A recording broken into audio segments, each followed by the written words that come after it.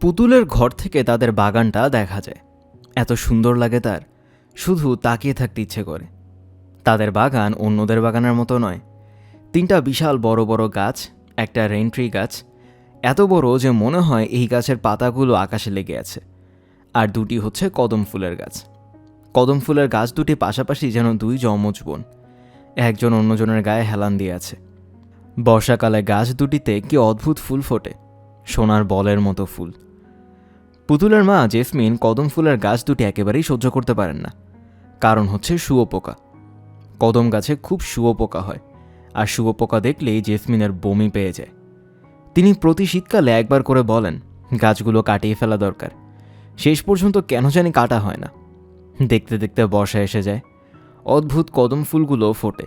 কি যে ভালো লাগে পুতুলের। এখন শীতকাল।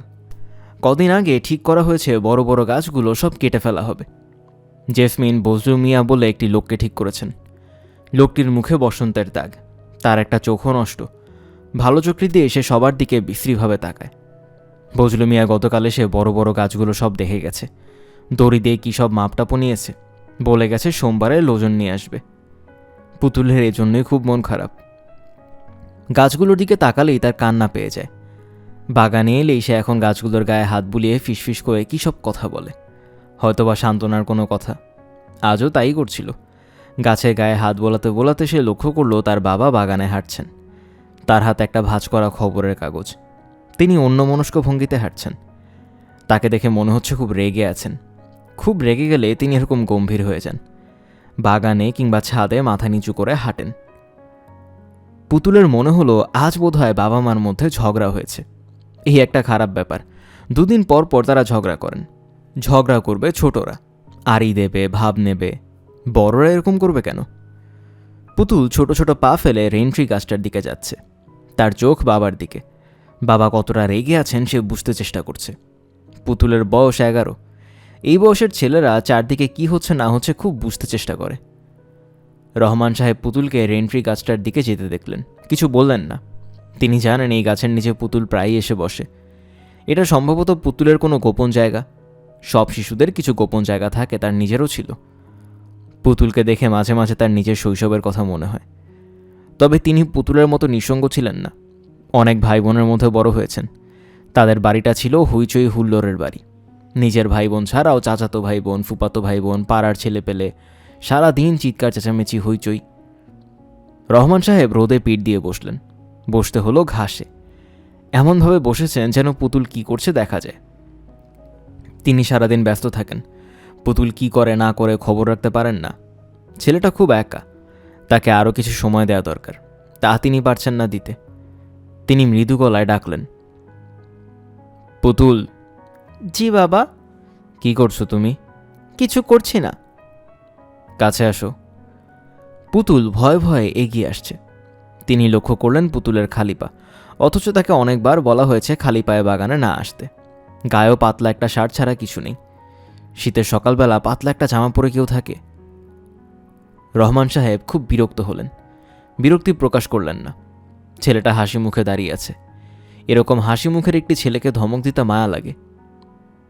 তুমি প্রায় ওই রেইনট্রি গাছটার নিচে বসে থাকো, কি করো ওখানে? কিছু করি না, বসে থাকি। কিছু নিশ্চয়ই করো। শুধু শুধু কি কেউ বসে থাকে? বসে বসে ভাবো, তাই না? হ্যাঁ ভাবি। কি নিয়ে ভাবো? পুতুল উত্তর না দিয়ে আবার লাজুক ভঙ্গিতে হাসল। রহমান সাহেবের ইচ্ছে করলো ছেলেটাকে পাশে বসিয়ে মাথায় হাত বুলিয়ে দিতে। মাথা ভর্তি রেশমের মতো চুল, দেখলেই হাত বোলাতে ইচ্ছে করে। আজ তোমার শরীর কেমন? ভালো। কীরকম ভালো সেটা বলো। খুব ভালো না অল্প ভালো নাকি মন্দের ভালো? খুব ভালো। আচ্ছা ঠিক আছে, যাও যা করছিলে করো। পুতুল গেল না, দাঁড়িয়েই রইল। মনে হচ্ছে তার কিছু বলার আছে, কিছু বলতে চাচ্ছে অথচ বলতে পারছে না। রহমান সাহেবের খানিকটা মন খারাপ হলো। এত বাচ্চা একটি ছেলে এসে কেন মনের কথাগুলো সহজভাবে বাবা মাকে বলতে পারবে না? তিনি নরম গলায় বললেন, পুতুল, তুমি কি কিছু বলতে চাও? কি বলতে চাও বাবা? গাছগুলো কেন কাটবে? গাছ কাটা তোমার পছন্দ নয়? না। ছোটরা অনেক কাজ করে যেগুলো বড়রা পছন্দ করে না। আবার ঠিক তেমনই বড়রা অনেক কাজ করে যা ছোটরা পছন্দ করে না। গাছগুলোতে শুয়োপোকা হয়, তোমার মাই পোকাটা সহ্য করতে পারেন না। তাছাড়া আরও একটা কারণ আছে, গাছগুলোর জন্য ঘরে আলো হাওয়া তেমন ঢুকতে পারে না। এখন দেখবে প্রচুর রোদ আসবে। এখন যাও, যা করছিলে করো। পুতুল তার আগের জায়গায় ফিরে গেল। বাবা তাকে ধমক দিয়ে কিছু বলেনি, এজন্য তার খুব ভালো লাগছে। অবশ্য কেউ তাকে ধমক দিয়ে কিছু বলে না, তার শরীর ভালো নয় এই জন্যে। এই বাড়িতে যে আসে সেই বলে, তোমার শরীর কেমন পুতুল, বলেই খুব করুণ করে তাকায়। পুতুলের বাজে লাগে। করুণ করে কেন তাকাবে? সে কি কাউকে বলেছে করুণ করে তাকাতে? পুতুল দেখল চায়ের কাপ হাতে মা বাগানে আসছেন। মার মুখ গম্ভীর, হয়তো বাবার সঙ্গে ঝগড়া করবেন। বাবার সঙ্গে ঝগড়া করার সময় বা ঝগড়ার ঠিক আগে মার মুখ এমন গম্ভীর থাকে। গম্ভীর থাকলেও মাকে খুব সুন্দর লাগে পুতুলের। মা হচ্ছেন পরীর মতো সুন্দর। এখন তিনি পরেছেন একটা নীল শাড়ি। সকালবেলা রোদে নীল শাড়িতে কি সুন্দর লাগছে তাকে, মনে হচ্ছে সত্যি একটা নীল পরী। পুতুলদের বাগানে বেড়াতে এসেছে, কিছুক্ষণ বেড়াবে, নাচবে, গান গাইবে, তারপর আকাশে উড়ে চলে যাবে। জেসমিনের আজ খুব মেজাজ খারাপ। কাজের মেয়েটা একটা কুকাণ্ড করেছে, বেলজিয়াম থেকে আনা কুকি জারটা ভেঙে ফেলেছে। তার খুব শখের জিনিস, টাকা খরচ করলে এসব জিনিস পাওয়া যায় না। বাগানে এসে তার মেজাজ আরও খারাপ হলো। তিনি দেখলেন পুতুল মাটিতে কী সব আঁকাআঁকি করছে। পায়ে জুতো স্যান্ডেল কিছুই নেই, গায়ে পাতলা একটা শার্ট, কে জানে হয়তো শার্টের নিচে গেঞ্জিও নেই। পুতুল, জি মা, মাটি ছানছ কেন? মাটি দিয়ে এটা কী ধরনের খেলা? পুতুল চুপ করে রইল, তার কান্না পেয়ে যাচ্ছে। কেউ কড়া কোনো কথা বললে তার কান্না পেয়ে যায়। পা খালি কেন? 11 বছর বয়স হয়েছে, এখনও সব শিখিয়ে দিতে হবে? সকালে নাস্তা খেয়েছো? হ্যাঁ। কি খেয়েছো? পরিস, ডিম, কলা, একটা রুটি, মাখন। দুধ খাওনি? না। কেন খাওনি জানতে পারি? পরিস দুধ দিয়ে খেয়েছি তাই। পরিস তো দুধ দিয়েই খায়। পরিসকে কেউ পানি দিয়ে খায়? তোমাকে কি বলা হয়নি সমস্ত দিনে 2 গ্লাস দুধ খেতে হবে? সকালে 1 গ্লাস, রাতে ঘুমোতে যাবার সময় 1 গ্লাস। যাও সাবান দিয়ে হাত মুখ ধো। দুধ খাওয়ার একটা সোয়েটার গায়ে দাও। আমি যা যা অপছন্দ করি তুমি বেছে বেছে সেই সব করো, এটা খুবই অন্যায়। পুতুল চলে যেতেই জেসমিন রহমান সাহেবের দিকে তাকালেন, খুব বিরক্ত গলায় বললেন, তুমি মাটিতে বসে আছো কেন? এমনি বসলাম। তোমাকে দেখে তোমার ছেলে এইসব শিখছে। কাউকে বললেই তো বাগানে একটা চেয়ার এনে দিত। এমন তো না যে ঘরে লোকজনের অভাব। এই তো পায়জামায় দাগ লাগিয়ে ফেলেছ আবার। একটু আধটু লাগলে কিছু হয় না, সামান্য ব্যাপার নিয়ে মেজাজ খারাপ না করাই ভালো। আমার সঙ্গে ঝগড়া যদি করতে হয় বড় কোনো ব্যাপার নিয়ে করো। তার মানে? রহমান সাহেব হেসে ফেললেন। বারান্দায় ইয়াসিন এসে দাঁড়িয়েছে। তিনি হাতের ইশারায় ইয়াসিনকে 2টি চেয়ার দিয়ে যেতে বললেন। ইয়াসিন সঙ্গে সঙ্গে 2টি বেতের চেয়ার দিয়ে গেল। রহমান সাহেব শান্ত গলায় বললেন, বসো জেসমিন, একটা জরুরি ব্যাপার নিয়ে তোমার সঙ্গে আলাপ করি। কী জরুরি ব্যাপার? আগে বসো, তারপর বলছি। বসতে টসতে পারবো না, যা বলার বলো। তোমার কি মনে হয় না পুতুল খুব একা একা থাকে? একা একা থাকবে কেন? বাড়িতে প্রচুর লোকজন আছে। তা আছে, তবু আমার মনে হয় ও একটু একা। আমি তাকে সময় দিতে পারি না। তুমি ব্যস্ত থাকো তো তোমার কাজকর্ম নিয়ে। তুমি কি চাও আমি সব ছেড়ে ছুড়ে ছেলে কোলে নিয়ে সারাদিন বাসায় থাকি? না না, তা চাইবো কেন? আমাদের সবারই তো নিজের কাজ আছে। তবুও অসুস্থ ছেলে ঠিকমতো যদি... তুমি কি বলতে চাও আমি ঠিকমতো যত্ন নেই না? পুতুল দুধ খেতে খেতে শুনল মা বাবা দুজনেই খুব উঁচু গলায় কথা বলছেন। সে ছোট্ট একটা নিঃশ্বাস ফেলল। আজ ছুটির দিন। ছুটির দিনের এমন চমৎকার সকালে কেউ এরকম করে কথা বলে? দুধ খেতে তার খুব বিশ্রী লাগছে, প্রায় বমি চলে আসছে। কিন্তু উপায় নেই, খেতে হবে। খাওয়া জিনিসটা যদি পৃথিবী থেকে উঠে যেত কি চমৎকার হতো। এরকম একটা দেশ যদি থাকতো যেখানে কাউকে কিছু খেতে হয় না, বিশেষ করে দুধ। রমিলা পাশে দাঁড়িয়ে দেখছে। পুতুল করুণ গলায় বলল, খেতে পারছি বুয়া। রমিলা বলল, না খাইলাম আর রাগ হইব, কষ্ট করে খাইয়া ফেলো গো সোনা চান। বমি চলে আসছে, বেসিনে ফেলে দেই। আম্মা জানতে পারলে সর্বনাশ। মা জানবে না। বলতে বলতে পুতুল দুধের গ্লাস বেসিন উল্টো করে দিল। ঠিক তখনই জেসমিন ঢুকলেন। ব্যাপারটা তিনি লক্ষ্য করলেন। পুতুলের বুক ধুকধুক করছে, হাত পা ঘামছে। কে জানে, হয়তো মা বুঝে ফেলেছেন। পুতুল, জি মা, আমি একটু বাইরে যাচ্ছি, ফিরতে সন্ধ্যা হবে। আচ্ছা, তোমার একা একা লাগবে না তো? হুম হুম, এটা আবার কেমন শব্দ? বলো না। না, লক্ষ্মী হয়ে থাকবে সারাদিন। আচ্ছা, খেলবে, গল্পের বই পড়বে, বিকেলে তোমার ছোটো মামা এসে তোমাকে বেড়াতে নিয়ে যাবে। আচ্ছা, গল্পের বই আছে তো তোমার? মানে নতুন গল্পের বই পড়া হয়নি এমন? আছে, লাল কমল নীলকমল। খুব ভালো, বসে বসে লাল কমল নীলকমল পড়ো। আজ আরও কিছু নতুন বই কিনে দেবো। খিদে পেলে বুয়াকে বলবে, সে স্যান্ডউইচ বানিয়ে দেবে। আচ্ছা। মা লাল রঙের গাড়িটা নিয়ে বের হয়ে গেলেন। কিছুক্ষণ পর বেরুলেন বাবা। মা তার গাড়ি নিজেই চালান, বাবা কখনো নিচে চালান না। বাবা সাদা ডাটসান ড্রাইভার, চাচা চালায়। যাওয়ার আগে বাবা সবসময় তাকে আদর করেন, অদ্ভুত আদর। দু আঙুলে পুতুলের নাক চেপে নানান অদ্ভুত কথা বলেন।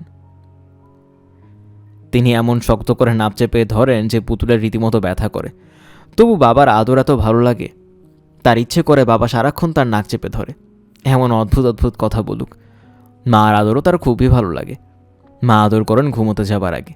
কিছুক্ষণ মাথায় বিলি কেটে বলেন, এত সুন্দর চুল কেন তোমার বলো তো? শুধু আদর করতে ইচ্ছা করে। এই বলে তিনি তার কপালে চুমু খেয়ে গল্প বলা শুরু করেন। কি যে সুন্দর সেসব গল্প, শুধু শুনতে ইচ্ছে করে। মা অবশ্য একটার বেশি গল্প কখনো বলেন না। গল্প শেষ হওয়া মাত্র নীলবাতি জ্বালিয়ে মশারি ঠিকঠাক করে বলেন, গুড নাইট পুতুল, ঘুমাও। গুড নাইট মামনি, সুইট ড্রিমস মামনি। আজ বাবা চলে যাবার সময় পুতুলকে আদর করেননি, হয়তো মনে ছিল না। সবসময় কি আর আমাদের সব কিছু মনে থাকে? পুতুল লাল কমল নীলকমল বই নিয়ে রেন্ট্রি গাছের নিচে গিয়ে বসল। ঠিক তখনই দেখল বাবার গাড়ি ফিরে আসছে। এত তাড়াতাড়ি বাবা চলে এলেন? 1 মিনিটও তো হয়নি বাবা গিয়েছেন। রহমান সাহেব ফিরে এসেছেন ছেলেকে আদর করবার জন্য। তার গাড়ি যখন বড় রাস্তায় পড়েছে তখনই মনে হয়েছে একটা ছোট্ট ভুল করা হলো। বাচ্চারা এইসব জিনিস খুব মনে রাখে। ছোটবেলায় তাকে ঠিক একইভাবে আদর করতেন মতি চাচা। 2 আঙুলের নাপ চেপে গ্রাম্য একটা ছড়া বলতেন অতি দ্রুত। কথাগুলো পরিষ্কার বোঝা যেত না, কিন্তু শুনতে এত সুন্দর লাগতো। যতবার মতি চাচা তাদের বাড়িতে আসতেন ততবারই এই ঘটনা ঘটত। শুধু একবার ঘটল না, মতি চাচা ভুলে গিয়েছিলেন হয়তো। তার কী যে কষ্ট হয়েছিল মনে আছে। কষ্টের তীব্রতায় খাটের নিচে বসে তিনি খানিকক্ষণ কেঁদেও ছিলেন। শিশুরা খুব অভিমানী হয়। পুতুল আজ হয়তো মন খারাপ করে আছে, কে জানে, হয়তো বা কাঁদছে। তাছাড়া গাছ কাটার ব্যাপারে তার মনে একটা খটকা লেগেছে, হয়তো এটা নিয়ে সে বেশ কষ্ট পাচ্ছে। ভালো মতো আলোচনা করে এই কষ্টটাও দূর করা উচিত। দরকার হলে গাছ কাটা পিছিয়ে দিতে হবে। অবশ্য জেসমিন তাতে রাজি হবে না। তিনি লক্ষ্য করেছেন পুতুল রেন্ট্রি গাছের নিচে বই হাতে বসে আছে, চোখ বড় বড় করে তার দিকে তাকিয়ে আছে। পুতুল। জি বাবা। কাছে আসো। পুতুল সঙ্গে সঙ্গে ছুটে এলো। ঠিক তখনই টেলিফোন বাজল। রহমান সাহেব টেলিফোন ধরতে ভেতরে চলে গেলেন। টেলিফোন এসেছে জয়দেবপুর থেকে। তার মোল্ডিং কারখানায় কী সব ঝামেলা হচ্ছে, শ্রমিকের ওভারটাইম চেয়ে হাঙ্গামা বাঁধিয়েছে, এক্ষুনি যাওয়া দরকার। তিনি মুখ অন্ধকার করে বেরিয়ে গেলেন। যার জন্য এসেছিলেন তাই করা হলো না। পুতুলকে আদর করতে আবার ভুলে গেলেন। রোদ বেশ কড়া। পুতুলের গরম লাগছে, শার্ট খুলে ফেলতে ইচ্ছে করছে। ইচ্ছে করলেও খোলা যাবে না, খালি গায়ে থাকা খুব অভদ্রতা। মা জানলে খুব রাগ করবেন। পুতুল বই খুলে পড়তে শুরু করল। অনেক কাল আগে বনের ধারে বাস করতেন এক রাজা। সেই রাজার 2 পুত্র, নীলকমল লালকমল। এই 2জন রাজার 2 চোখের মণি। এরা চোখের আড়াল হলে তিনি অস্থির হয়ে পড়েন। যখন সিংহাসনে বসেন তার 2 পুত্রকে দুপাশে বসান। যখন খেতে বসেন তখনও 2 ভাই 2 পাশে। রানী সোনার থালা থেকে মাছের মুড়ো তুলে দেন রাজার পাতে। রাজা সেই মুড়ো 2 ভাগ করে তুলে দেন 2 ছেলের থালায়। এইসব দেখে রানী ছটফট করেন হিংসায়, কারণ তিনি আসল মা নন। তিনি লাল কমল আর নীলকমলের সত্য। এই 2জন তার চোখের বালি, গলার কাটা। দিনরাত ফন্দি করেন কি করে এই 2জনকে দূর কোনো দেশে নির্বাসনে দেয়া যায়। ভাবতে ভাবতে একদিন তার মাথায় বুদ্ধি এলো। খাটে শুয়ে গড়াগড়ি করে কাঁদতে লাগলেন। রাজা ছুটে এসে বললেন, কি হয়েছে রানী? রানী কাঁদো কাঁদো গলায় বললেন, আমি আর বাঁচব না, আমার হাড় মুড়মুড়ি ব্যায়াম হয়েছে। সে আবার কি? এই ব্যায়ামে শুধু হাড় মুড়মুড় করে। এর কি কোনো ওষুধ নেই? ওষুধ থাকবে না কেন, 100 বার আছে। 17 নদী যে দেশে এক জায়গায় মিলেছে সেই দেশের রাজবাড়ির বাগানে আছে এক ডালিম গাছ। সেই ডালিম গাছে বছরে একটি মাত্র ডালিম হয়। ভয়ঙ্কর এক কালকে উঠে সেই ডালিম পাহারা দেয়। ওই ডালিম খেলেই আমার অসুখ সারবে। তাহলে আর চিন্তা কি? ওই ডালিম আনতে আজই আমি প্রধান সেনাপতিকে পাঠাচ্ছি। তাতে কোনো লাভ হবে না মহারাজ। একমাত্র রাজার কুমাররাই ওই ডালিম আনতে পারে, আর কেউ পারে না। লাল কমল আর নীল কমলকে পাঠিয়ে দিই। আহা, ওরা যে দুধের শিশু। তাছাড়া আমি ওদের সৎমা, সৎমার জন্য কেউ কি আর এত কষ্ট করে? শুনে লাল কমল আর নীলকমল বলল, আমরা করব, আমরা মার জন্য ডালিম নিয়ে আসব। রওনা হলো দুই রাজকুমার। কত পথ, কত গ্রাম, কত নগর, কত অরণ্য পার করে তারা চলছে তো চলছেই। দিন যায়, মাস যায়, বছর যায়, যেতে যেতে তারা পৌঁছলো মানা রাক্ষসীর দেশে। পুতুল মুগ্ধ হয়ে পড়ছে। রাজপুত্রের দুঃখে তার চোখ ভিজে উঠছে। কি যে কষ্ট হচ্ছে, এমন রাগ লাগছে। এত পাজি কেন এই শত্রুটা? সন্ধ্যাবেলা ছোট মামা এলেন। ছোট মামাকে পুতুলের ভালো লাগে। ছোট মামা খুব মজার মানুষ, সারাক্ষণই গল্পগুজব করেন। আজ করছেন না, কেমন যেন বিরক্ত চোখে তাকাচ্ছেন। কি রে পুতুল, কি করছিস? কিছু করছি না মামা। পিতা এবং মাতার দুজনেরই কোনো খোঁজ নেই, ব্যাপারটা কেমন হলো বলতো? পুতুল তাকিয়ে আছে। পুতুলের মামা নাজমুল তার বিরক্তি চাপা দেওয়ার চেষ্টা করছে। আজ সন্ধ্যায় তার এক জায়গায় যাবার কথা, ছোটোখাটো উৎসবের ব্যাপার আছে, সেখানে যাওয়া যাচ্ছে না। পুতুলকে তার খুবই পছন্দ, কিন্তু আজকের দিনটিতে এ বাড়িতে থাকতে না পারলেই ভালো হতো। পুতুল। জি মামা। একটা মুশকিল হয়ে গেল রে, আমার যে এক জায়গায় যেতে হয়। চলে যাও, তুই একলা একলা থাকবি? মা সন্ধ্যাবেলা এসে পড়বে। আরে না, তার আসতে আসতে রাত 9টা। লায়নাস ক্লাবে কি যেন মিটিং। তুমি চলে যাও। নাজমুল চিন্তিত ভঙ্গিতে মাথার চুল টানতে লাগলো। মামার চিন্তিত মুখ দেখে পুতুলের মায়া লাগছে। আহা, বেচারা তারাকে ফেলে যেতে পারছে না, আবার থাকতেও পারছে না। পুতুল। জি মামা। আমার সঙ্গে যাবি? চল, তোকে নিয়েই না হয় যাই। যাবি? যাব। পুতুলের চোখ আনন্দে দপ করে চলে উঠল, মুখ হাসি হাসি। নাজমুলের আরও বেশি খারাপ লাগছে। এই অসুস্থ নিঃসঙ্গ ছেলেটাকে সঙ্গে নেওয়া ঠিক হবে না। আপা খুব রাগ করবে। পুতুলকে ঘর থেকে বের করতেই তার আপত্তি। পুতুলের হার্টের ভালভে কি জানি সমস্যা আছে, সে কোনোরকম উত্তেজনা সহ্য করতে পারে না। একতলা থেকে দোতলায় সিঁড়ি ভেঙে ওঠা পর্যন্ত নিষেধ। বুয়া কোলে করে তুলে দেয়। 5 পর্যন্ত স্কুলে পড়াশোনা করেছে, এখন তাও বন্ধ। 2জন মাস্টার এসে তাকে ঘরে পড়ান। আগামী বছরের জানুয়ারিতে পুতুলের হার্টের ভালভ ঠিক করা হবে আমেরিকার সিয়াটলের সেন্ট লিউক হাসপাতালে। এখন তারই প্রস্তুতি চলছে। মামা, আমি কোন শার্টটা পরব? তোর যাওয়াটা ঠিক হবে না রে, তুই থাক। আমিও যাচ্ছি না, আয় গল্পগুজব করি। তোমার তো কাজ আছে, তুমি চলে যাও, আমার অসুবিধা হবে না। সত্যি বলছিস? হ্যাঁ, গল্পের বই পড়ব, লাল কমল নীলকমল। স্যার আসবেন আজ? আজ তো ছুটির দিন। ও আচ্ছা, মনে ছিল না। আমি চলে যাব তাহলে? যাও মামা। মন খারাপ করবি না তো? একটু করব, বেশি না। নাজমুল চলে গেল। পুতুল তার লেগো সেট নিয়ে বসলো খেলতে। পিস্তল বানালো, এয়ারপ্লেন বানালো, খানিকক্ষণ টিভি দেখলো।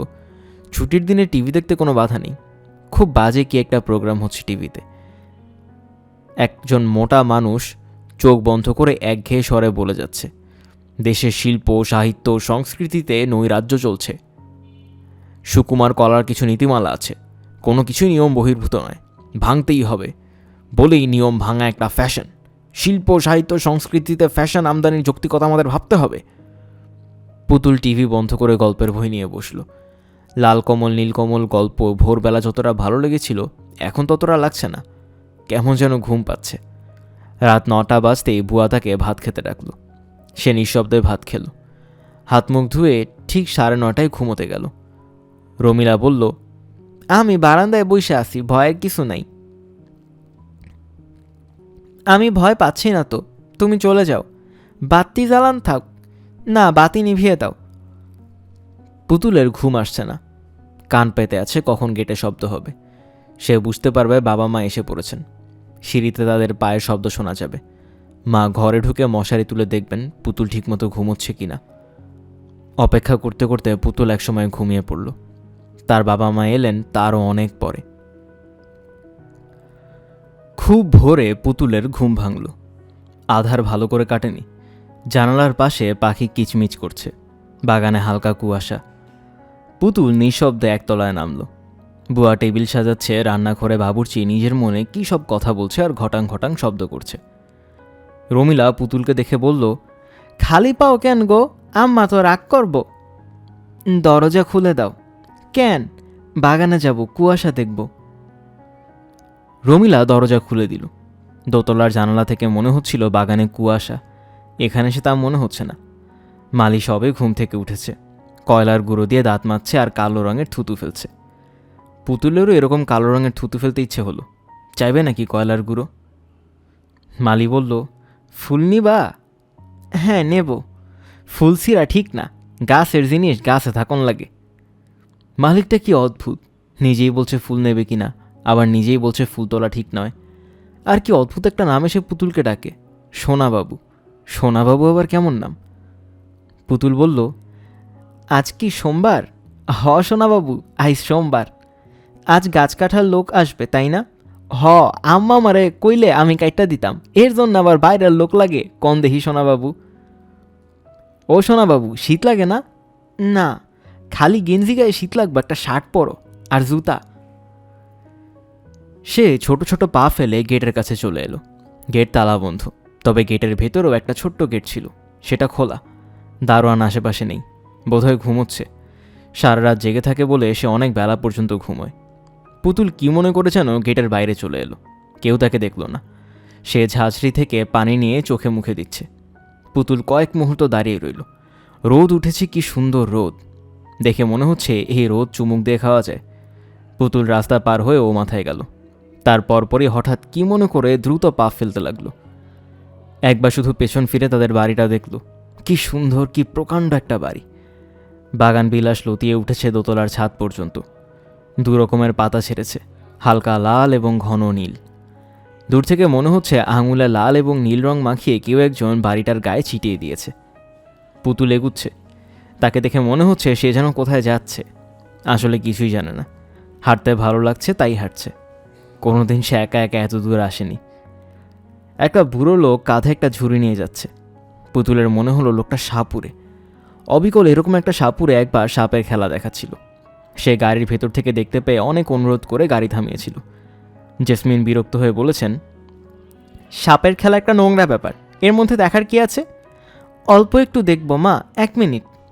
যা দেখার গাড়ির ভেতর দেখে দেখো, এখান থেকে তো মা দেখা যাচ্ছে না, যা দেখা যাচ্ছে তাই দেখো। ও কি, আবার কাচ নামাচ্ছ কেন, ধুলো ঢুকবে।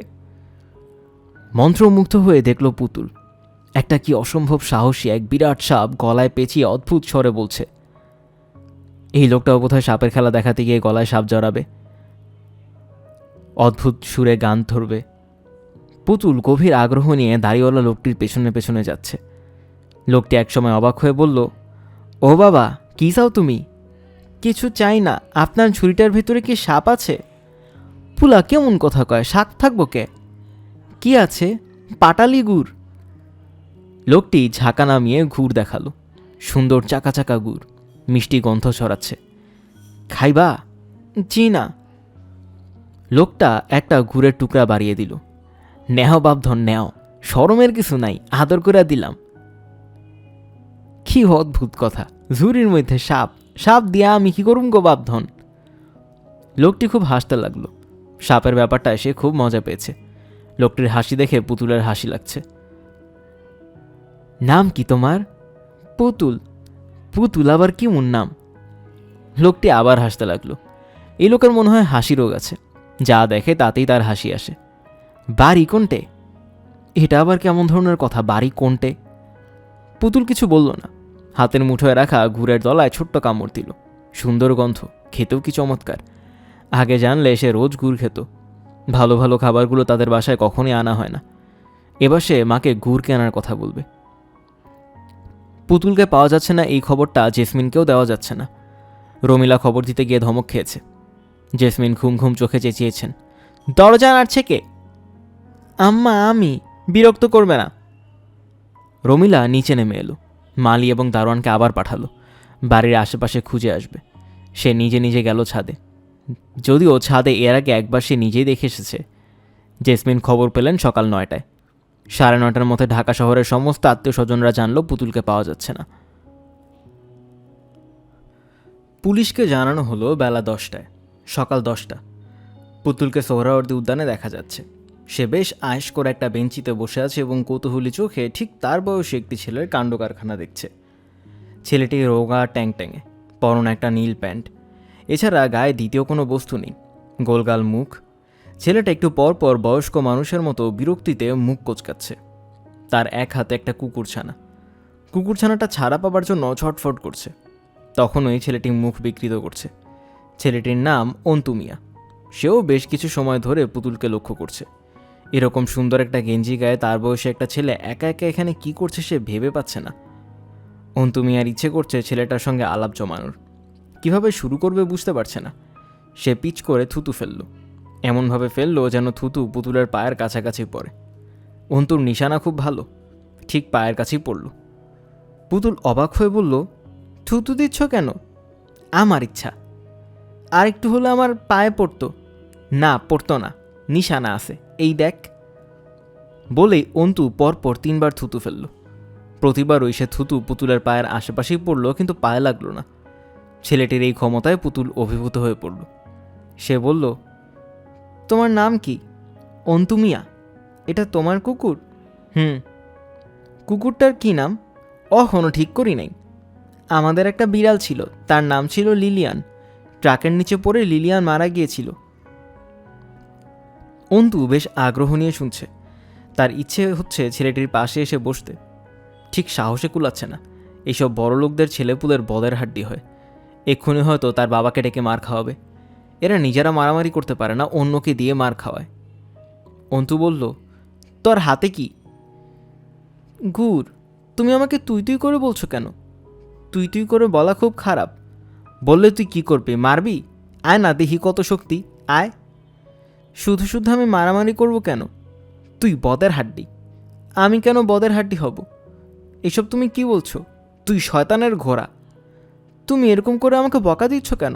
আমি কি তোমাকে কিছু বলেছি? তুই শিয়ালের গু।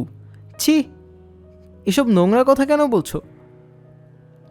অন্তু মিয়া খুব সাবধানে অনেকখানি দূরত্ব রেখে বেঞ্চিতে বসল। কুকুরটাকে লেজে ধরে খানিকক্ষণ ঝুলিয়ে রাখল। বেচারি কুই কুই করছে এবং প্রাণপণ চেষ্টা করছে অন্তুকে খামচি দিতে, দিতে পারছে না। অন্তু খুব মজা পাচ্ছে। পুতুল বলল, ওকে কষ্ট দিচ্ছ কেন? আমার ইচ্ছা। পশু পাখিকে কষ্ট দেয়া ঠিক না। কষ্ট দিলে কি হয়? আল্লাহ পাপ দেন। কুকুরটাকে ছেড়ে দাও। অন্তু মাথার উপর একটা পাক দিয়ে কুকুরটাকে দূরে ছুঁড়ে ফেলল। পুতুলের মনে হলো কুকুরটা বোধহয় মরেই গেছে, কিন্তু না, মরেনি। সে আবার পায়ে পায়ে অন্তুর দিকে এগিয়ে আসছে। অন্তুর পায়ের কাছে এসে কুই কুই করছে। কুকুরের ভাষা পুতুল বোঝে না, কিন্তু পুতুলের মনে হলো কুকুরটা বলছে, আমাকে কোলে নাও, আমাকে কোলে নাও। অন্তু এখন আর কুকুরটার প্রতি কোনো আগ্রহ দেখাচ্ছে না। উদাস হয়ে আকাশের দিকে তাকিয়ে আছে। পুতুল নিচু হয়ে কুকুরটাকে নিজের কোলে তুলে নিল। কুকুরটাও প্রায় সঙ্গে সঙ্গে হাই তুলে গাটা এলিয়ে শুয়ে পড়ল, যেন পুতুলের কোলে শুয়ে ঘুমানোই তার অভ্যাস। পুতুল মনে মনে কুকুরটার জন্য একটা নামও ঠিক করে ফেলল, ইয়েলো টাইগার। সে অন্তুর দিকে তাকিয়ে বলল, আমি এর জন্য একটা নাম ঠিক করেছি, নামটা রাখবে? কি নাম? Yellow tiger. এইটা আবার কেমন নাম? ইয়েলো টাইগার মানে হলুদ বাঘ। ও বুঝছি, ওইলদা বাঘ। পুতুল হেসে ফেলল, কিন্তু অন্তু মিয়া সেই হাসিতে যোগ দিল না। সে প্যান্টের পকেটে হাত দিয়ে আধ খাওয়া বিড়ি বের করল। আগুন না ধরেই মুখে দিল। নাক মুখ দিয়ে ধোঁয়া বের করার ভঙ্গি করতে লাগল। পুতুল অবাক হয়ে দেখছে। অন্তু বলল, বিড়ি খাইবা? না, সিগারেট খেলে পাপ হয়। সিগারেট না, বিড়ি। বিড়ি খেলেও পাপ হয়। বিনা আগুনে খাইলে কিছু হয় না। কে বলেছে তোমাকে? আমি জানি। তুমি আর কি জানো? মেলা জিনিস জানি। কেমনে রিক্সার পাম্প সারা লাগে হেও জানি। পুতুল অবাক হয়ে তাকিয়ে আছে। অন্তু মিয়া বিড়ির টুকরা পকেটে ঢুকিয়ে খুব দ্রুত মুখ নাড়ছে। মনে হচ্ছে কিছু একটা চিবুচ্ছে। কি খাচ্ছ তুমি? পান খাই। খাওয়া খাওয়া খেলা। অন্তু মিয়া আঙুলে চুন নিয়ে পানের সঙ্গে চুন মেশানোর ভঙ্গি করে পানের পিক ফেলারও সুন্দর অনুকরণ করল। পুতুল এরকম অদ্ভুত খেলা আগে আর দেখেনি, বড় মজা তো। অন্তু বলল, রিক্সার পাম্প কেমনে স্যারে তুমি জানো? না, খুব সোজা, একটা পিন লাগে, দিয়ে আসলে এর কাটি দেওয়া হয়। রিক্সার পাম্প ছাড়লে কি হয়? হাওয়া যায় গিয়া, রিক্সা চলে না। পুতুল তাকিয়ে আছে, ব্যাপারটা বুঝতে পারছে না। অন্তু বলল, হরতালের সময় রিক্সা বনকরণ লাগে জানো না? না তো, রিক্সা সাইকেল সব বনকরণ লাগে, তখন হাওয়া ছাড়তে হয়। তাই নাকি? হরতাল গিয়ে হইল গরিবের জন্য। হরতাল করলে গরিবের ভালো হয়, দেশ স্বাধীন হয়। দেশ তো স্বাধীন হয়েছে, আরও ভালো মতো হয়। গরিবের পেটে খানা খাইতে হয়। তুমি গরিব? না, আমি গরিব না। অন্তু প্যান্টের পকেটে হাত দিয়ে দুটি চকচকে টাকা বের করে দেখায়। যার পকেটে এরকম চকচকে দুটি নোট তাকে গরিব বলার কোনো কারণ নেই। পুতুলের পকেটে তো টাকা নেই। মনে মনে পুতুল ছেলেটাকে ঈর্ষা করতে শুরু করেছে। অবশ্য তারও টাকা আছে, ঈদের দিনে সালাম করে পাওয়া টাকা। কত টাকা যে সেদিন পায়। মা সব টাকা দিয়ে প্রাইজ বন্ড কিনে রেখে দেন, সে যখন বড় হবে তখন পাবে। পুতুল বলল, আমারও টাকা আছে, অনেক টাকা। কই দেখি। এখন নেই। অন্তু অদ্ভুতভাবে হাসল। পুতুলের মনে হলো অন্তু তার কথা মোটেই বিশ্বাস করছে না। তার একটু মন খারাপ হলো। ইস, অন্তুকে যদি তাদের বাড়ি নিয়ে গিয়ে প্রাইজ বন্ডগুলো দেখানো যেত। রিক্সার পাম্প কেমনে ছাড়তে হয় দেখবা। এই প্রথম সে তুমি তুমি করে বলছে। পুতুলের বড় ভালো লাগলো। সে আগ্রহ করে বলল, দেখব। অন্তু বলল, আও আমার সাথে। পুতুল মন্ত্রমুগ্ধের মতো এগুচ্ছে। চমৎকার লাগছে পুতুলের। তারা দুজন বড় রাস্তায় এসে পড়ল। পুতুলকে দাঁড় করিয়ে অন্তু এগিয়ে যাচ্ছে। রাস্তার ওপাশে মিউজিয়াম। মিউজিয়ামের সামনে একটা খালি রিক্সা। একটি রিক্সাওয়ালা পাশেই উবো হয়ে বসে চা খাচ্ছে। পুতুল দেখল অন্তু ভালো মানুষের মতো রিক্সার পাশে এসে দাঁড়িয়েছে। যে পথে হাওয়া দেওয়া হয় সেখানে কি যেন করলো, শো শো শব্দ হলো। রিক্সার মালিক লাফিয়ে উঠে দাঁড়াতেই অন্তু হাওয়া। সে ছুটছে বিদ্যুৎ গতিতে। রিক্সাওয়ালা কুৎসিত গালি দিচ্ছে। বাকি সবাই দাঁত বের করে হাসছে। পুতুল এমন অদ্ভুত উত্তেজনার দৃশ্য এর আগে দেখেনি। তার গা ঝিমঝিম করছে, রীতিমতো তৃষ্ণা পেয়ে গেছে। সে নিজের জায়গায় ফিরে গেল। অন্তু বসে আছে। অন্তুর মুখ ভর্তি হাসি। তার পায়ের কাছে ইয়েলো টাইগার কুকু করছে। পুতুল বলল, রিক্সার চাকা নষ্ট করেছো, তোমার পাপ হবে। চাকা নষ্ট হয়নি, শুধু হাওয়া গেছে, তবুও তোমার পাপ হবে। অন্তুকে পাপের চিন্তায় খুব বিচলিত মনে হলো না। সে গম্ভীর গলায় বলল, ফান্টা খাইবা? খাবো। অন্তু এমন এক ভঙ্গি করলো যেন ফান্টার বোতল ধরে আছে। এক হাতে বোতলের মুখ খুলে নিজেই বিজবিজ করতে লাগলো। বোতলের গ্যাস বেরিয়ে গেল, যেমন শব্দ হয় ঠিক তেমন শব্দ। নেও, খাও। পুতুল হাত বাড়িয়ে অদৃশ্য বোতলটা নিল। অন্তু বলল, পাইপ আছে, পাইপ দিয়া তারপর খাও, মজা পাইবা। অদৃশ্য পাইপ দিয়ে অদৃশ্য বোতল থেকে দুজনে ফান্টা খাচ্ছে। পুতুল সত্যি সত্যি খুব মজা পাচ্ছে। অন্তু আবার সত্যিকারের দুটি ঢেকুর তুলল। বড় মজার ছেলে তো। অন্তু, তোমার বাসা কোথায়? বাসা নাই। বাসা নাই মানে রাতে ঘুমাও কোথায়? স্টেশনে। Rail station Kamalapur. স্টেশনে ঘুমাও কেন? স্টেশনেই ভালো, কেউ কিছু কয় না, সরকারি জায়গা। স্টেশন সরকারি জায়গা? হ, এই যে পার্ক, এও তো সরকারি। তুমি অনেক কিছু জানো তাই না? হ, জানি। তোমার আব্বা আম্মাও স্টেশনে থাকেন? মা মরে গেছে, বাপ থাকে ময়মনসিং, স্টেশনে ভিক্ষা করে। উনি সত্যি সত্যি ভিক্ষা করেন? হ। আমার বিশ্বাস হচ্ছে না, মনে হচ্ছে তুমি বানিয়ে বানিয়ে বলছো। মাঝে মধ্যে আমিও ভিক্ষা করি। তুমিও করো? হ।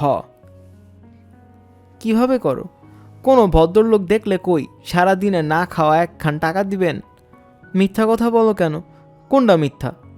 এই যে বললে সারাদিন না খাওয়া, মিথ্যা না। মাঝে মধ্যে সারাদিন না খাওয়া যায়। খাওয়া খাদ্য হইলে ভাগ্যের ব্যাপার, ভাগ্যে থাকলে হয়, না থাকলে হয় না। পুতুল আবারও অবাক হয়ে তাকিয়ে আছে। কি অদ্ভুত কথা বলছে ছেলেটা। খাওয়া নাকি ভাগ্যের ব্যাপার। ইয়েলো টাইগার আবার ফিরে এসেছে। অন্তুর পায়ের কাছে কুই কুই করছে, কিন্তু একটা লাথি বসালো অন্তু। কুকুরটা ছিটকে পড়ল ধুরে। কি অদ্ভুত কাণ্ড, সেখান থেকে আবার এদিকেই আসছে। যে মারছে তার কাছেই আবার আসছে। পুতুল বলল, কুকুরটা বারবার তোমার কাছে আসছে কেন? অন্তু তার জবাব দিল না। এবার সে ইয়েলো টাইগারকে কোলে তুলে নিল। চিৎ করে শুয়ে পেটে কাতুকুতু দিতে লাগলো। ইয়েলো টাইগার খুব মজা পাচ্ছে। কেমন গা মোচড়াচ্ছে, লেজ নাড়াচ্ছে, আবার একটু যেন হাসার চেষ্টাও করছে। কুকুর আবার মানুষের মতো হাসতেও পারে নাকি?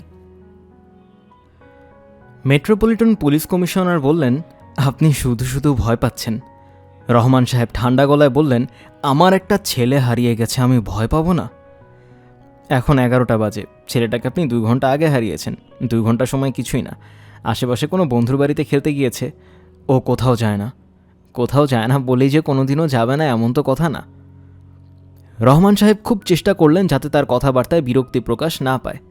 সেই চেষ্টা সফল হয় না। বিরক্তি প্রকাশ পেল। তার কপালে সূক্ষ্ম ভাঁজ, চোখের দৃষ্টি তীক্ষ্ণ। আপনি কি একটু চা খাবেন? চা দিতে বলি? যখন তখন চা খাবার অভ্যাস আমার নেই। রহমান সাহেব ভাবলেন নিজের পরিচয় ভালোভাবে দেবেন, তাহলে এরা হয়তো গা ঝাড়া দিয়ে উঠবে, এরকম আলগা দেখাবে না। দেওয়ার মতো পরিচয় তার আছে। তার বাবা 3 বছরের মতো শিল্প মন্ত্রণালয়ের দায়িত্বে ছিলেন, শিল্পমন্ত্রী। তার দাদা খান বাহাদুর ওয়াদুদ রহমান ব্রিটিশ সরকারের আমলে গণপরিষদের সদস্য ছিলেন প্রায় 11 বছর, এবং তার নিজেরও মন্ত্রী হবার সম্ভাবনা খুব বেশি। আলাপ আলোচনা হচ্ছে। তিনি নিজে তেমন উৎসাহ দেখাচ্ছেন না, কারণ রাজনীতি তার পছন্দের বিষয় না। কমিশনার সাহেব। জি বলুন। আমি একটা পুরস্কার ঘোষণা করতে চাই। যে আমার ছেলের খোঁজ এনে দেবে বা ছেলেটাকে এনে দেবে তার জন্য পুরস্কার। এই পুরস্কার আপনাদের পুলিশ বাহিনীর জন্যও প্রযোজ্য। আপনিও মনে হচ্ছে বেশি রকম অস্থির হচ্ছেন। অস্থির হবার কারণ আছে। পুতুল কখনো একা ঘরের বাইরে যায়নি। সে অসুস্থ, হার্টের একটা জটিল ব্যাধিতে ভুগছে। আমি পুরস্কার ঘোষণা করতে চাই। করতে চাইলে নিশ্চয়ই করবেন, কিন্তু আমার ধারণা ছেলেটি সন্ধ্যার আগেই ফিরে আসবে। 90% ক্ষেত্রে তাই ঘটে।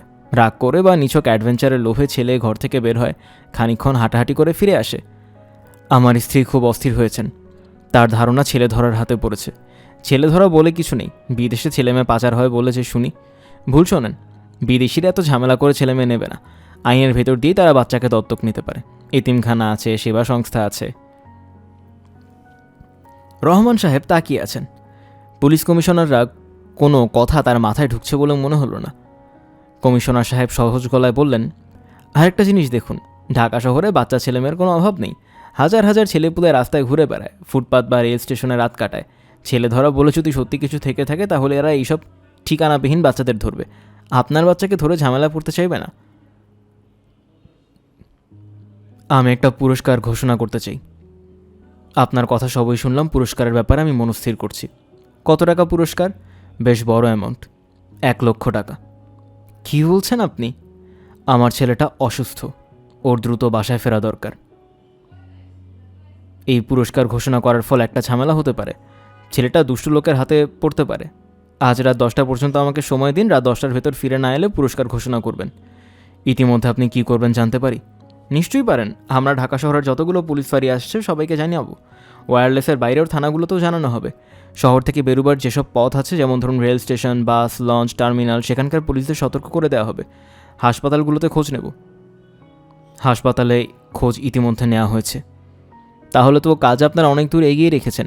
মাইকে আপনারা বাড়ির আশেপাশে একটা ঘোষণা দিতে পারেন। মাইকের ঘোষণায় বেশ কাজ হয়। দুপুর 11:30টার দিকে রাস্তায় মাইক বের হলো। ছেলে হারানো বিজ্ঞপ্তি প্রচার হতে লাগলো।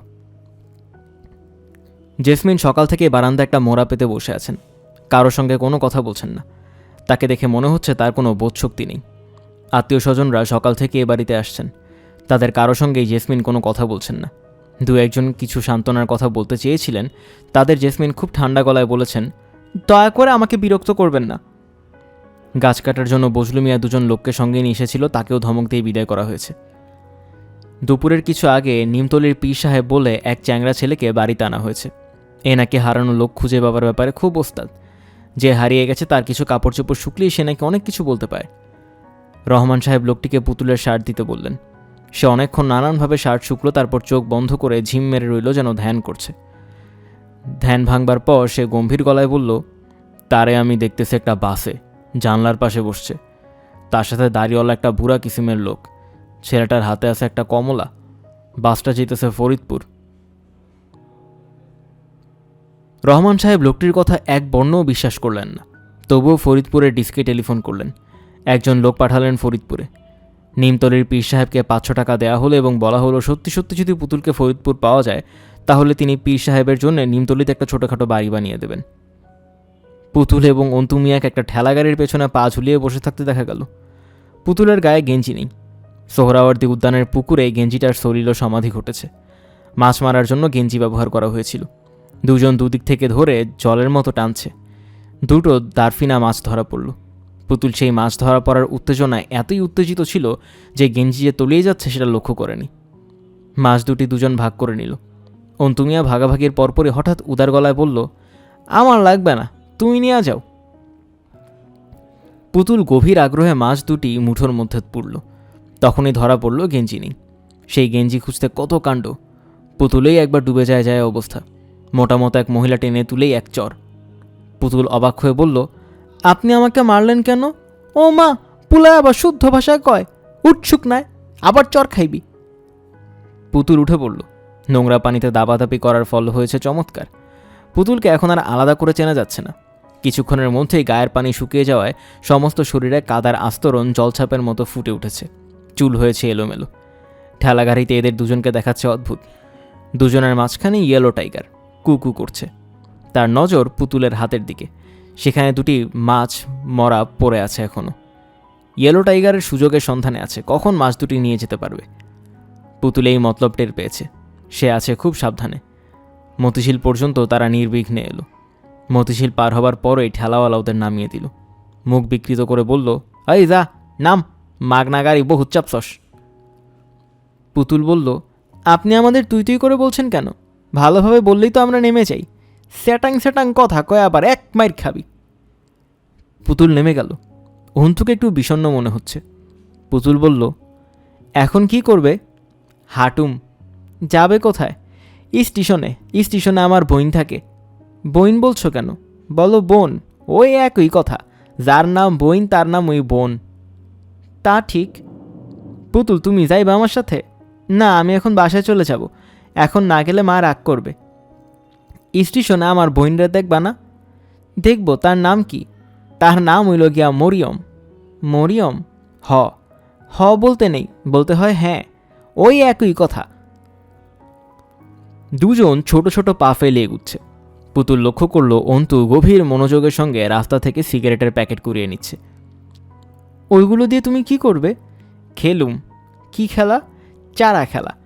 সিগারেটের প্যাকেট হইল টাকা, 5-5-এর প্যাকেট হইল 500 টাকা, স্টার হইল 10 টাকা, আর বেনসন হইল 1000 টাকা। সত্যি? বলতে বলতেই পুতুল একটা 5-5-এর প্যাকেট পেয়ে গেল। কি অদ্ভুত উত্তেজনা! 10 মিনিটের মধ্যে দুটো গোল্ড ফ্লেক এবং একটা স্টারের প্যাকেট পাওয়া গেল। এক একটা খালি প্যাকেট দেখা যায় আর দুজন একসঙ্গে ছুটে যায়। এমন আনন্দ পুতুল এর আগে কখনো পায়নি। প্যাকেট সংগ্রহের খেলা বেশিক্ষণ চলল না, রাখার জায়গা নেই। ইয়েলো টাইগারকেও সামলাতে হচ্ছে। অন্তু একসময় বলল, ফালায়া দেই কেমন? কেন ফেলবে কেন? টাকা রাখনের জায়গা নেই, কর্ম কি? এত কষ্ট করে জোগাড় করা টাকা নর্দমায় ফেলতে কষ্ট হচ্ছে, উপায় নেই। টাকার পাহাড় হয়ে গেছে, ফেলতেই হবে। অন্তু অবশ্য টাকা ফেলার ব্যাপারটা তো একটা মজা নিয়ে এলো। প্রথমে কুচি কুচি করে ছেঁড়া হয়, তারপরেই ফু দিয়ে উড়িয়ে দেয়া। কে কত দূর নিতে পারে? দারুণ আনন্দের একটা খেলা। ইয়েলো টাইগার কুকু করছে। যদিও তার কুকু করার কোনো কারণ নেই, সে বেশ আরামই আছে। সে আছে অন্তুর প্যান্টের পকেটে, মাথাটা শুধু বের হয়েছে। অন্তু ইয়েলো টাইগারের দিকে তাকিয়ে একটা নরম গলায় বলল, কিরে বেড়া, খিদা লাগছে? বেশি খিদা? জন্তু জানোয়ার যখন ছোট থাকে তখন মানুষের কথা বুঝে, বড় হইলে বুঝে না। কে বলল তোমাকে? আমি জানি। কিভাবে জানো? কে বলেছে তোমাকে? আরে আমি জানি। কিভাবে জানো? অন্তু সেই প্রশ্নের জবাব না দিয়ে হাঁটতে শুরু করলো। পুতুল আসছে তার পেছনে পেছনে। তার খিদে পেয়েছে, বেশ ভালো খিদে। এটা বেশ মজার ব্যাপার, বাসায় থাকার সময় একেবারেই খিদে লাগতো না। এখন শুধু নানান ধরনের খাবারের কথা মনে হচ্ছে। বাড়ি ফিরলে খিদে সমস্যাটি মেটে, কিন্তু বাড়ি ফিরতে ইচ্ছা করছে না। পুতুলের শুধুই মনে হচ্ছে বাড়ি ফিরে কাউকে পাওয়া যাবে না। বাবা গেছেন কাজে, মাও নিশ্চয়ই বাইরে। এই সময় তিনি কখনো ঘরে থাকেন না। অন্তু বলল, তোমার খিদা লাগছে? হ্যাঁ লেগেছে, আমারও লাগছে জব্বর খিদা। অন্তুর বোন বয়সে অন্তুর 2 বছরের ছোট। তাকে তার বয়সের চেয়েও ছোট দেখায়। ওদের দেখতে পেয়েই সে ছুটে এলো। পুতুলের মনে হচ্ছে এই মেয়েটা যেন সবেমাত্র হাঁটতে শিখেছে, এক্ষুনি আছাড় খেয়ে পড়বে। মরিয়মের গায়ে একটা হলুদ রঙের ফ্রক, ফ্রকের উপর মোটা একটা খাকি রঙের সোয়েটার। সোয়েটারটা সে আজ সকালবেলা পেয়েছে, রেল পুলিশের এক হাবিলদার দিয়েছে। এই হাবিলদারটা খুব ভালো, প্রায়ই এটা ওটা দেয়। গত শীতে মোটা একটা কাঁথা দিয়েছিল, সেই কাঁথা বেশি দিন রাখা গেল না। এক রাতে কাঁথা গায়ে আরাম করে ঘুমুচ্ছিল, সকালবেলা জেগে দেখে কাঁথা নেই, কে টান দিয়ে নিয়ে গেছে। তার পাশে এক বুড়ি ঘুমুচ্ছিল, নির্ঘাত বুড়ির কাণ্ড। কাঁথারা থাকলে এই শীতটা আরাম করে পার করা দেওয়া যেত। এবছর বেশ কষ্ট হচ্ছে, তবে মরিয়মের মুখে কষ্টের কোনো ছাপ নেই। সে আনন্দে ঝলমল করছে, কারণ আজ তার খুব ভালো রোজগার হয়েছে। সে ট্রেনের যাত্রীদের কাছে পানি বিক্রি করে। অ্যালুমিনিয়ামের একটা জগ ভর্তি পানি নিয়ে মিষ্টি সুরেলা গলায় চেঁচায়, পানি পানি, ঠান্ডা কলের পানি। গরমের দিনে তার রোজগার বেশ ভালো হয়, শীতের সময় পানি কেউ খেতে চায় না। অন্তু বলল, বিক্রি হয়েছে কিছু? মরিয়ম হেসে ফেলল। ফ্রকের পকেট থেকে একটা চকচকে 10 টাকার নোট বের করলো। আজ পানি কেউ কেনেনি, কিন্তু এক ভদ্রলোক হঠাৎ টাকাটা দিয়েছে। মরিয়ম এক কামরা থেকে আরেক কামরায় পানির জগ নিয়ে যাচ্ছে, কেউ কিনছে না। তার এত মন খারাপ হলো। পানি না কিনলে আজ তাদের 2 ভাই বোনের কিছু খাওয়া হবে না। গত রাতেও তেমন কিছু খাওয়া হয়নি। একটা পাউরুটি কিনে ভাগাভাগি করে খেয়েছে। পাউরুটিগুলো এমন জিনিস যে খাওয়ার পরপরই খিদে লাগে। এই দিক দিয়ে চিন্তা করলে বাদাম অনেক ভালো জিনিস, অনেকক্ষণ পেটে থাকে। মরিয়ম পানির জগ হাতে ট্রেন থেকে নিচে নামল। সে পরিষ্কার বুঝতে পারছে আজ আর পানি বিক্রি হবে না। একজন ভদ্রলোক প্ল্যাটফর্মে দাঁড়িয়ে জুতো পলিশ করাচ্ছেন। সে কৌতূহলী হয়ে জুতো পলিশ দেখতে লাগলো। এই জিনিসটা দেখলে তার ভালো লাগে। ময়লা জুতোগুলো দেখতে দেখতে কেমন চকচকে হয়ে যায়। এমনকি জুতোর দিকে তাকালে আয়নার মুখ পর্যন্ত দেখা। যেই লোকটা জুতো পলিশ করাচ্ছিল তাকে খুব কৃপণ বলে মনে হলো, কারণ 2 টাকার বেশি সে দিল না। জুতো পলিশওয়ালা বকশিসের জন্য ঘ্যান ঘ্যান করে একটা ধমক খেল। মরিয়ম বলল, স্যার দিয়া দেন 1 টাকা, গরিব মানুষ। এই লোক তোর কে হয়, ভাই নাকি? না, আমার কেউ হয় না। তুই পানি বিক্রি করিস? হ। শীতের দিনে পানি কেউ খায়? না। তাহলে পানি বিক্রি করিস কেন? মরিয়ম কিছু বলল না। লোকটি পলিশওয়ালাকে 1 টাকা বকশিস দিয়ে গম্ভীর গলায় বলল, দেখে আমাকে 1 গ্লাস পানি দে। সে পানি দিল। সেই পানিতে লোকটি একটা চুমুক দিয়ে গ্লাস ফিরিয়ে দিল এবং তাকে অবাক করে একটা চকচকে 10 টাকার নোট বের করল। এখানেই শেষ নয়, যাবার আগে তার চুলে হাত রেখে একটু আদর করল। নরম গলায় বলল, একটা চিরুনি কিনে নিস, চুল তো একেবারে কাকের বাসা হয়ে আছে। 10 টাকায় তাদের দুজনের খাওয়া ভালোই হবে। ভাত, মাছ, ডাল হয়ে যাবে। কিন্তু আজ সঙ্গে আরেকজনকে যে দেখা যাচ্ছে। মরিয়ম মনে মনে একটা দীর্ঘ নিঃশ্বাস ফেলল। অন্তু প্রায়ই এরকম এক একজনকে সঙ্গে নিয়ে আসে। এসে 2-1 দিন থাকে, রোজগারে ভাগ বসায়, তারপর আবার উধাও হয়ে যায়। একবার নিয়ে এসেছিল এক মহাগুন্ডাকে। কথায় কথায় মারপিট করে মরিয়মের হাত কামড়ে ধরে রক্ত বের করে দিয়েছিল। এখনও হাতে দাগ আছে। আজকের ছেলেটা সেরকম হবে না, দেখে মনে হচ্ছে ঠান্ডা ধরনের ছেলে। তারা এগুচ্ছে কমলাপুর রেল স্টেশনের সামনে রেস্টুরেন্টগুলোর দিকে। সবার আগে অন্তু, তার পেছনে পেছনে পুতুল এবং মরিয়ম। মরিয়ম কৌতূহলী চোখে পুতুলকে দেখছে, কিন্তু কিছু বলছে না। পুতুল খানিকটা অস্বস্তি বোধ করছে। মেয়েটাকে কেমন পাগলি পাগলি মনে হচ্ছে। মাথা ভর্তি কোকড়ানো চুল, কেমন ছটফটে চোখ, কিন্তু চেহারাটা খুব মিষ্টি, কেমন পিচপিচ করে থুতু ফেলছে। মরিয়ম হঠাৎ পুতুলের দিকে তাকিয়ে বলল, এই সোয়েটারটা আমার একজন দিছে। কে দিয়েছে? একজন হাবিলদার সাহেব দিছে। বাহ, ভালো তো, খুব ওম আছে, ভালো জিনিস। ওম কি? ও ভাইজান, এই ওম কি জানে না? তুমি সত্যি জানো না? না। এটা কেমন কথা? হাসছ কেন? বলো। পুতুল খুব অবাক হলো, মেয়েটা এমন কেন? কেমন কথা যে জানে না? ও মইল গিয়া গরম, নেও গায়ে দিয়া দেখো। মরিয়ম সোয়েটার খুলে ফেলল। পুতুল বলল, না না, আমি গায়ে দিব না। আরে দেও না, দিলেই বুঝবা ওম কারে কয়। এটা নোংরা সোয়েটার, আমি গায়ে দিব না। ও ভাইজান, এ কেমন করে জানি কথা কয়। অন্তু ধমক দিল, বেহুদা হাসিস না।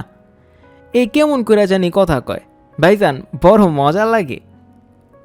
পুতুল মেয়েটাকে আগ্রহ নিয়ে দেখছে। গোলগাল আদুরে মুখ, কি সুন্দর করেই না হাসছে। মরিয়ম বলল, তোমার নাম কি? ভালো নাম জানতে চাও না ডাক নাম?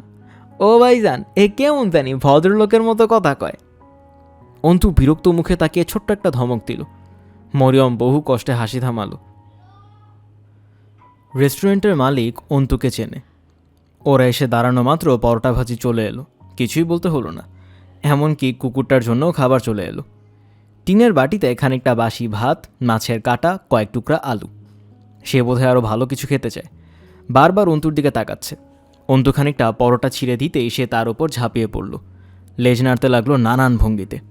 রেস্টুরেন্টের থলথলে ভুড়িওয়ালা মালিক একটা কালো জাম মরিয়মের প্লেটের কোনায় বসিয়ে দিয়ে গেল। এটা সে প্রায়ই করে, এই মিষ্টির জন্য পয়সা দিতে হয় না। মরিয়মের মুখ ভর্তি হাসি। মিষ্টির একটা কোনা ভেঙে সে মুখে দিল। আনন্দে তার চোখ ছোটোখাটো হয়ে আছে। অন্তুর মিষ্টি খেতে ইচ্ছে হচ্ছে। 2 টাকা করে মিষ্টি। ইচ্ছে করলে তো খাওয়া যাবে না। দুপুরে আবার খিদে পাবে, তখন একটা কিছু তো খেতে হবে। 2 টাকার বাদাম কিনে ভর পেটে পানি খেলে সারাদিন থাকা যায়। আজ বাদাম কিনতে হবে 3 টাকার, মানুষ একজন বেশি। মরিয়ম পুতুলের দিকে তাকিয়ে হাসি মুখে বলল, মিষ্টি খাইবা? না। খাও, নেও, অর্ধেকটা খাও। কারো খাওয়া জিনিস আমি খাই না। খাও না কেন? খেলে অসুখ হয়। ও ভাইজান, এ কেমন জানি ভদ্রলোকের লাহান কথা কয়। তারা খাওয়া শেষ করে বাইরে এসে দাঁড়ালো। পুতুল বলল, তোমরা এখন কি করবে? অন্তু বলল, ময়মনসিং যামু। কিভাবে যাবে? রেলগাড়ি আছে না, যাওয়ার কোনো অসুবিধা নেই, টিকিট লাগে না। আবার ঢাকা আসবে? হ। কবে আসবে? ঠিক নাই কোনো, আইজ রাইতে আসা যায়, কালও আসা যায়। মরিয়ম হাসি মুখে বলল, সব আল্লাহর ইচ্ছা। অন্তু মরিয়মকে ধমক দিল, তাতে লাভ হলো না, সে হাসতেই লাগলো। পুতুলের ইচ্ছে করছে ওদের সঙ্গে ময়মনসিংহ চলে যেতে। এরা যদি আজই ফেরে তাহলে তো কোনো অসুবিধা নেই। মা বাবা বাসায় ফেরার আগে হয়তো সে পৌঁছে যাবে। মা বাবা বুঝতেই পারবে না সে কোথায় ছিল সারাদিন। আর যদি বুঝতেও পারে তাহলেও খুব অসুবিধা হবে না। মা বাবা কেউই তার উপর রাগ করে না, তার অসুখ তো তাই। হয়তো খানিকক্ষণ রাগি রাগি চোখে তাকিয়ে থেকে বলবে, আর এরকম করবে না বুঝলে। সেও বলবে, আর করব না মা। রাস্তার বাজে ছেলেদের সঙ্গে মিশবে না। আচ্ছা। আজে বাজে কোনো খাবারও খাবে না। আচ্ছা। লক্ষ্মী হয়ে থাকবে। আচ্ছা। বলো লক্ষ্মী হয়ে থাকবো। আচ্ছা কি লক্ষ্মী হয়ে থাকবো। বাড়ির জন্য পুতুলের একটু যেন খারাপ লাগতে শুরু করেছে। কি হচ্ছে বাসায় এখন কে জানে। গাছগুলো হয়তো কাটা হয়ে গেছে। এবারের বর্ষায় সে আর কদম ফুল দেখবে না। কে জানে, কোনো দিনই হয়তো আর দেখবে না। তারা স্টেশনে পা দেওয়া মাত্র চিটাগং মেল ছাড়ার ঘণ্টা পড়ল। মরিয়ম বলল, চল চিটাগং জায়গা। অন্তুকেও বেশ আগ্রহী মনে হচ্ছে। সে পুতুলের দিকে তাকিয়ে বলল, চিটাগং জায়গা? কবে ফিরবে? চিটাগং গেলে 2-3 দিনের আগে ফেরা মুশকিল। তাহলে যাব না, আজ না ফিরলে মা বকবে। তারা 5 নম্বর প্ল্যাটফর্মে চলে এলো। ঢাকা ময়মনসিংহ লোকাল লাইনে দাঁড়িয়ে আছে, যাত্রীতে বোঝাই। এর ভেতর ঢোকা মুশকিল। মরিয়ম বলল, চলো ছাদে উঠি। অন্তু রাজি হলো না, তার গায়ে শার্ট নেই। ছাদের বাতাসে ঠান্ডা লেগে অসুখ বিসুখ হলে বড় কষ্ট হবে। জ্বর হলেই গায়ে কাঁথা দিতে ইচ্ছে করে। তারা কাঁথা পাবে কোথায়? ট্রেন ছাড়া ঠিক আগের মুহূর্তে বহু কষ্টে তার একটা কামরায় উঠে পড়ল। ট্রেন দুলছে, দাঁড়িয়ে থাকা যাচ্ছে না। পুতুল তার পাশে দাঁড়ানো লোকটির হাত ধরে টাল সামলানোর চেষ্টা করতেই লোকটি এক ঝটকায় হাত সরিয়ে নিয়ে বলল, গায়ে হাত দিস না, খবরদার, 1 মাইট দিমু। লোকটা সত্যি সত্যিই চর দেবার জন্য হাত ওঠালো। পুতুলের একবার ইচ্ছে হলো বলে, বাচ্চাদের সঙ্গে কেউ কি এরকম করে? সে অবশ্য কিছু বলল না। লোকটার কেমন রাগি রাগি চেহারা, হয়তো সত্যিই চর কষিয়ে দেবে। মরিয়ম পুতুলের পেটে একটা খোঁচা দিয়ে বলল, দেখো দেখো, ম্যাজিক দেখায়। ও মা, কেমন সুন্দর। সত্যি সত্যি প্রচণ্ড ভিড়েও একটা লোক ম্যাজিক দেখাচ্ছে। তার হাতে 4টা তাস। সবাইকে তাস দেখাতে দেখাতে অদ্ভুত মেইলি গলায় বলছে, চলন্ত পথের ভাই ব্রাদার, আসসালামু আলাইকুম। আমার হাতে আপনারা কি দেখতেছেন? নজর দিয়া দেখবেন, এর নাম হাত সাফাই, চোখের ধান্দা। 1 রাজার 3 রানী। ভালো কইরা লক্ষ্য করবেন, পরে বলবেন না যে রানী ছিল 4টা। পরে বললে কাম হইব না। কেউ হাতে নিয়ে দেখতে চাইলে আওয়াজ দিবেন, হাতে নিয়ে দেখতে দিব। আসেন কোনো ভাই হাতে নিতে চান? আসেন কেউ?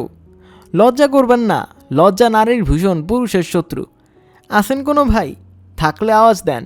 টাইম কিন্তু শেষ। 1, 2, 3। কি দেখতেছেন? রাজার 1 রানী, 2 রানী গায়েব।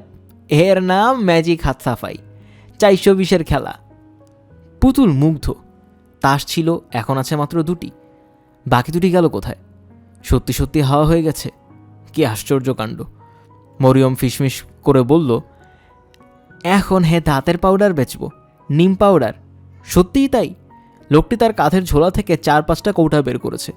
ঠিক আগের মতো মেইলি গলায় বলছে, চলন্ত পথের ভাই ও বেড়াদার, এইবার আপনাদের জন্য আছে অত্যাশ্চর্য নিম টুথ পাউডার। আব্দুল জলিলের বাঘ মার্কা 511 নং নিম টুথ পাউডার। মুখের দুর্গন্ধ দূর, দাঁতের পোকা দূর, 1 ঘষায় দাঁত সাফ, দোষ ত্রুটি সব সাফ। মরিয়ম ফিসফিস করে বলল, এর পাউডার বিক্রি হয় না? তাই নাকি? বেহুদা চিল্লায়, কেউ কিনে না। কেন কেনে না? বেচা কিনি হইল গিয়া ভাগ্যের ব্যাপার, ভাগ্য না থাকলে হয় না। সত্যি সত্যি লোকটির নিম টুথ পাউডার একটিও বিক্রি হলো না। পুতুল লক্ষ্য করছে লোকটির মুখ কত দ্রুত বিষণ্ণ হয়ে যাচ্ছে।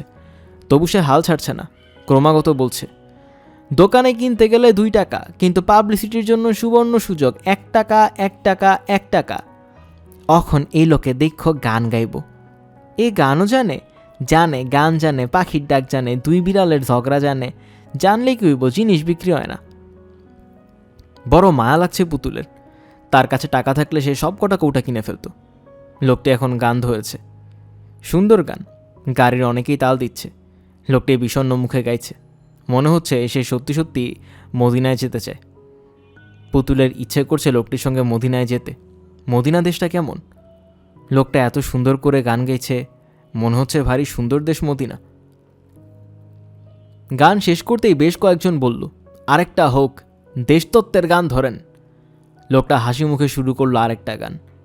লোকটির অসীম ধৈর্য। গান শেষ করে আবার তার ঝুলি থেকে ছোট ছোট কৌটা বের করছে।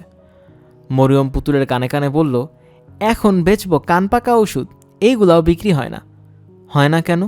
বিক্রি বাইটটা হইল ভাগ্যের ব্যাপার। তাই নাকি? হ। কে বলেছে তোমাকে? আমি জানি। পুতুল একটা দীর্ঘ নিঃশ্বাস ফেলল।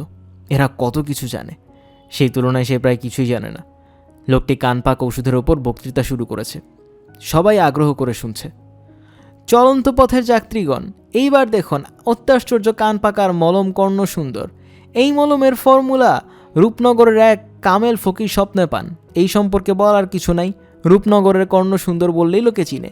কোনো ভাইয়ের দরকার আছে? দরকার থাকলে আওয়াজ দিবেন। প্রতি কৌটা 2 টাকা, 2 টাকা, 2 টাকা। তবে পাবলিসিটির জন্য মূল্য হ্রাস, 1 টাকা, 1 টাকা, 1 টাকা। আসেন কোনো ভাই? থাকলে আওয়াজ দেন। কেউ কোনো আওয়াজ দিল না। লোকটির জন্য পুতুলের বড় মায়া লাগছে। তার কাছে টাকা থাকলে সে 2টো কর্ণসুন্দর কিনত। মরিয়ম বলল, এই লোক যদি গান গাইয়া ভিক্ষা করতো তাইলে মেলা পয়সা কামাইতো। ভিক্ষা করে না কেন? এক একজন থাকে এক এক কিসিমের। পুতুল ফিসফিস করে বলল, লোকটার জন্য খুব মায়া হচ্ছে। এই কথায় মরিয়ম খিলখিল করে হেসে ফেলল, যেন পুতুল খুব অদ্ভুত কথা বলছে। রহমান সাহেব পত্রিকা অফিসে এসেছেন। সবকটি পত্রিকায় বিজ্ঞাপন দেবেন। পুতুলের ছবিসহ বিজ্ঞাপন, ছবি এবং বিজ্ঞাপনের কপি তৈরি করেই এসেছেন। নগদ 1 লক্ষ টাকা। পুতুল নামের এই ছেলেটির কোনো সন্ধান দিতে পারলে এই পুরস্কারের ব্যবস্থা তৎক্ষণাৎ করা হবে। পুতুল 6ষ্ঠ শ্রেণীর ছাত্র, বাড়ির নাম ঠিকানা জানে, বাংলা এবং ইংরেজি 2টি ভাষাতেই কথা বলতে পারে। তার কপালে একটা কাটা দাগ আছে, সন্ধান প্রার্থী। 1 লক্ষ টাকা পুরস্কারের ঘোষণা সম্পর্কে রহমান সাহেব খানিকটা দ্বিধা ছিল। টাকার পরিমাণ বেশি দ্বিধা সেই কারণে নয়, তিনি ভেবেছেন পুরস্কারের লোভে অন্য কোনো ঝামেলা হয় কিনা। তবু পুরস্কারের ঘোষণা দিতে হয়েছে তার স্ত্রীর জন্য। পুতুলের মার ধারণা গুন্ডাপান্ডা ধরনের লোকজন পুতুলকে চুরি করে নিয়ে গেছে। বড় রকমের পুরস্কারের ঘোষণা দেখলে গুন্ডাদের দলেরই লোক হয়তো বা খবর দিয়ে যাবে। টাকার লোভে মানুষ অনেক কিছুই করে। পুলিশ খুব খোঁজখবর শুরু করেছে। পুলিশের আইজি নিজে ব্যাপারটায় অতিরিক্ত রকমের আগ্রহ প্রকাশ করেছেন, কারণ হোম মিনিস্ট্রি থেকে তাকে পুতুলের কথা বলা হয়েছে। ঢাকা শহরের সন্দেহজনক জায়গা সবকটাই দেখা হয়েছে, এখন আবার হচ্ছে।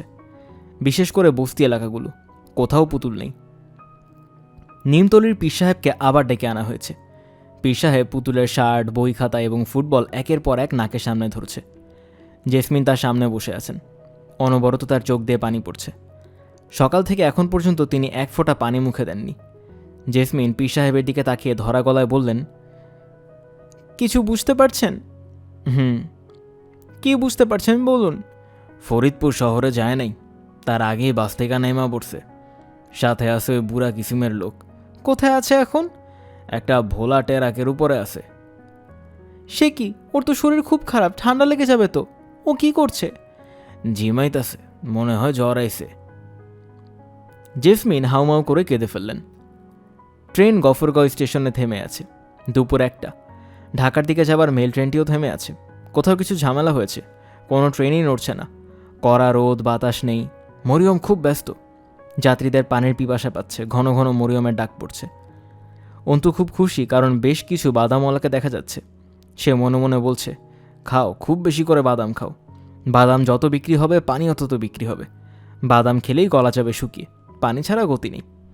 মরিয়ম ছাড়াও আরও 2জনে পানি বিক্রি করছে। একজন বুড়ো লোক, সে ভেজা গামছা জড়ানো কলসি নিয়ে এসেছে। সুর করে বলছে, কলসির ঠান্ডা পানি, বড় ফেল্লাহান ঠান্ডা। তার ব্যবসায় জোরে সোরে চলছে। যাত্রীরা তাকেই বেশি ডাকছে। অন্যজন অন্তুর বয়সী, তার ব্যবসা সবচেয়ে খারাপ, বলতে গেলে কেউই তাকে ডাকছে না। তাকে না ডাকার কারণ হচ্ছে সে অসম্ভব নোংরা, এক নাকে সর্দিও কিছুকি দিচ্ছে। বুড়ো পানিওয়ালাকে কোনো রকমে সরিয়ে দিতে পারলেই একচেটিয়া ব্যবসা করবে মরিয়ম। অন্তু মুহূর্তে মনস্থির করে ফেলল। উল্কার গতিতে ছুটে এসে বুড়োর ঘাড়ে পড়ে গেল। কলসি ছিটকে পড়ল। বুড়ো বিড়বিড় করতে থাকলো, ওই এইটা কি করলা? 10 টাকা দামের নয়া কলসি আমার, হই। অন্তু ভেবেছিল বুড়া তাকে ধরে মারধর করবে। বুড়ো সেরকম কিছু করল না। দুঃখী ভঙ্গিতে ভাঙা কলসির দিকে তাকিয়ে রইল। অন্তুর মন খারাপ হয়ে গেল। না ভাঙলেই হতো বেচারার কলসিটা। মরিয়ম একা একা সামলাতে পারছে না। পুতুল তাকে সাহায্য করছে। পানি ভরে গ্লাস এগিয়ে দেওয়া ও পয়সা নেয়া, খালি জগ পানিতে ভর্তি করে আনা, অনেক কাজ। শুরুতে পুতুলের একটু লজ্জা লজ্জা লাগছিল, এখন লাগছে না। সে প্রবল উৎসাহে ছোটাছুটি করছে, সুর করে চেঁচাচ্ছে। সে কল্পনাও করেনি পানি বিক্রির ব্যাপারটায় যে এত আনন্দ আছে। এর মধ্যে অন্তু খবর এনেছে ঢাকা মেইল আরও 1 ঘন্টা থাকবে। লাইনে নাকি গন্ডগোল হয়েছে। খুব ভালো খবর। 1 ঘন্টা না থেমে 10 ঘন্টা থেমে থাকলে আরও ভালো। ফার্স্ট ক্লাস কামরা থেকে একটি মেয়ে হাতের ইশারায় পুতুলকে ডাকছে। পুতুলের বুক ধক করে উঠল। চেনা কেউ নাকি? না, চেনা কেউ নয়। মেয়েটি বলল, এই তুমি আমার ফ্লাস্ক ভর্তি করে পানি এনে দিতে পারবে? পুতুল মাথা কাত করে জানালো, পারবে। আগে ভালো করে ধুয়ে নিও কেমন? আচ্ছা। মেয়েটির স্বামী ইংরেজিতে বলল, এত দামি ফ্লাস্ক ওর হাতে দিচ্ছ কেন? নিয়ে ভেগে যাবে। মেয়েটি ইংরেজিতে বলল, ভাগলে ভাগবে, আমার তো একে চোর বলে মনে হচ্ছে না। এইসব বিচ্ছুরা সবাই চোর। ছোটবেলায় করে চুরি, বড় হলে করে গুন্ডামি। কথাবার্তা ইংরেজিতে হচ্ছে, পুতুল সবই বুঝতে পারছে। অ্যাংলো এক মেম সাহেব তাকে ইংরেজি পড়ায়, সে বুঝবে না কেন? এদের চেয়ে ভালো ইংরেজি সে নিজেও বলতে পারে। মেয়েটি বিরক্ত মুখে ফ্লাস্ক এগিয়ে দিল। ফ্লাস্ক হাতে নিতে নিতে পুতুল চমৎকার ইংরেজিতে বলল, বাচ্চাদের চোর বলতে নেই, চোর বলে আল্লাহ তোমাদের পাপ দেবেন। মেয়েটি এবং তার স্বামী কী যে অবাক হয়েছে, চোখ বড় করে তাকিয়ে আছে। মেয়েটি বলল, এই ছেলে, এই শোনো।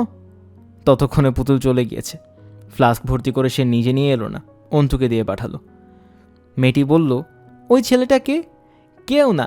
কেউ না মানে তোমার কে হয়? ভাই হয়। তোমরা কি করো?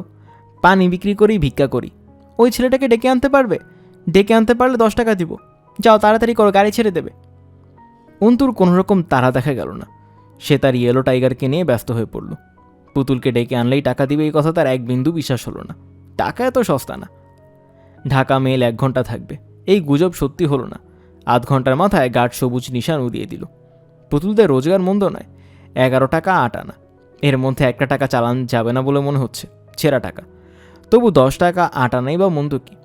টাকা সব অন্তুর পকেটে, খরচ সেই করবে। পুতুল মৃদু গলায় বলল, আমাকে একটা টাকা দিবে? কেন? 1 কৌটা কর্ণসুন্দর কিনব। কর্ণসুন্দর দিয়া কি করবা? ওই লোকটা কিছু বিক্রি করতে পারেনি, আমার খুব মন খারাপ লাগছে, বেচারা। অন্তুর টাকা দেওয়ার ইচ্ছা ছিল না, মরিয়মের পিরাপিরিতে রাজি হলো। 1 টাকায় 1 কৌটা কর্ণসুন্দর পাওয়ার কথা। লোকটি 2টি কৌটা দিয়ে দরাজ গলায় বলল, পাইকারি দরে দিলাম, তুমি পোলাপান মানুষ, এই জন্য খাতির করলাম। কোম্পানির লোকসান হইল, বেজা লোকসান। পুতুল বলল, কোম্পানির লোকসান হলে একটাই দিন, 2টা দিতে হবে না? না না, অসুবিধা নেই, তোমারে খুশি হয়ে দিলাম। পুতুল কর্ণসুন্দর হাতে নিয়ে একটু দূরে সরে এলো। আরে আরে, সে লোকটিকে দেখছে। লোকটি তৎক্ষণাৎ 1 টাকার বাদাম কিনছে। কি আগ্রহ করি না সে বাদাম খাচ্ছে। বেচারা সারাদিন হয়তো কিছু খায়নি, দ্রুত তার বাদামও ফুরিয়ে যাচ্ছে। মরিয়ম এসে দাঁড়িয়েছে পুতুলের পাশে। সে চোখ বড় বড় করে বলল, কি দেখো? ওই লোকটাকে দেখি। 2 বিলিয়ের ঝগড়া শুনবা? আও যাই। লোকটি ওদের দুজনকে দেখে অপ্রস্তুতের হাসি হাসল। উদাস গলায় বলল, বাদাম খাইবা?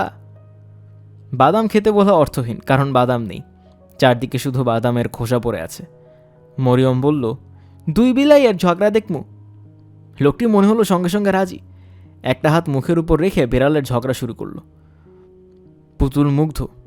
তার কাছে মনে হচ্ছে সত্যি সত্যি 2টি বিড়াল ঝগড়া করছে। একটা পারছে না, কিছুক্ষণ পরপরই মিউ মিউ করে পালিয়ে যাওয়ার চেষ্টা করছে। আপনি আর কি জানেন? মেলা জিনিস জানি, জানলে কি হইব, পেটে ভাত জুটে না।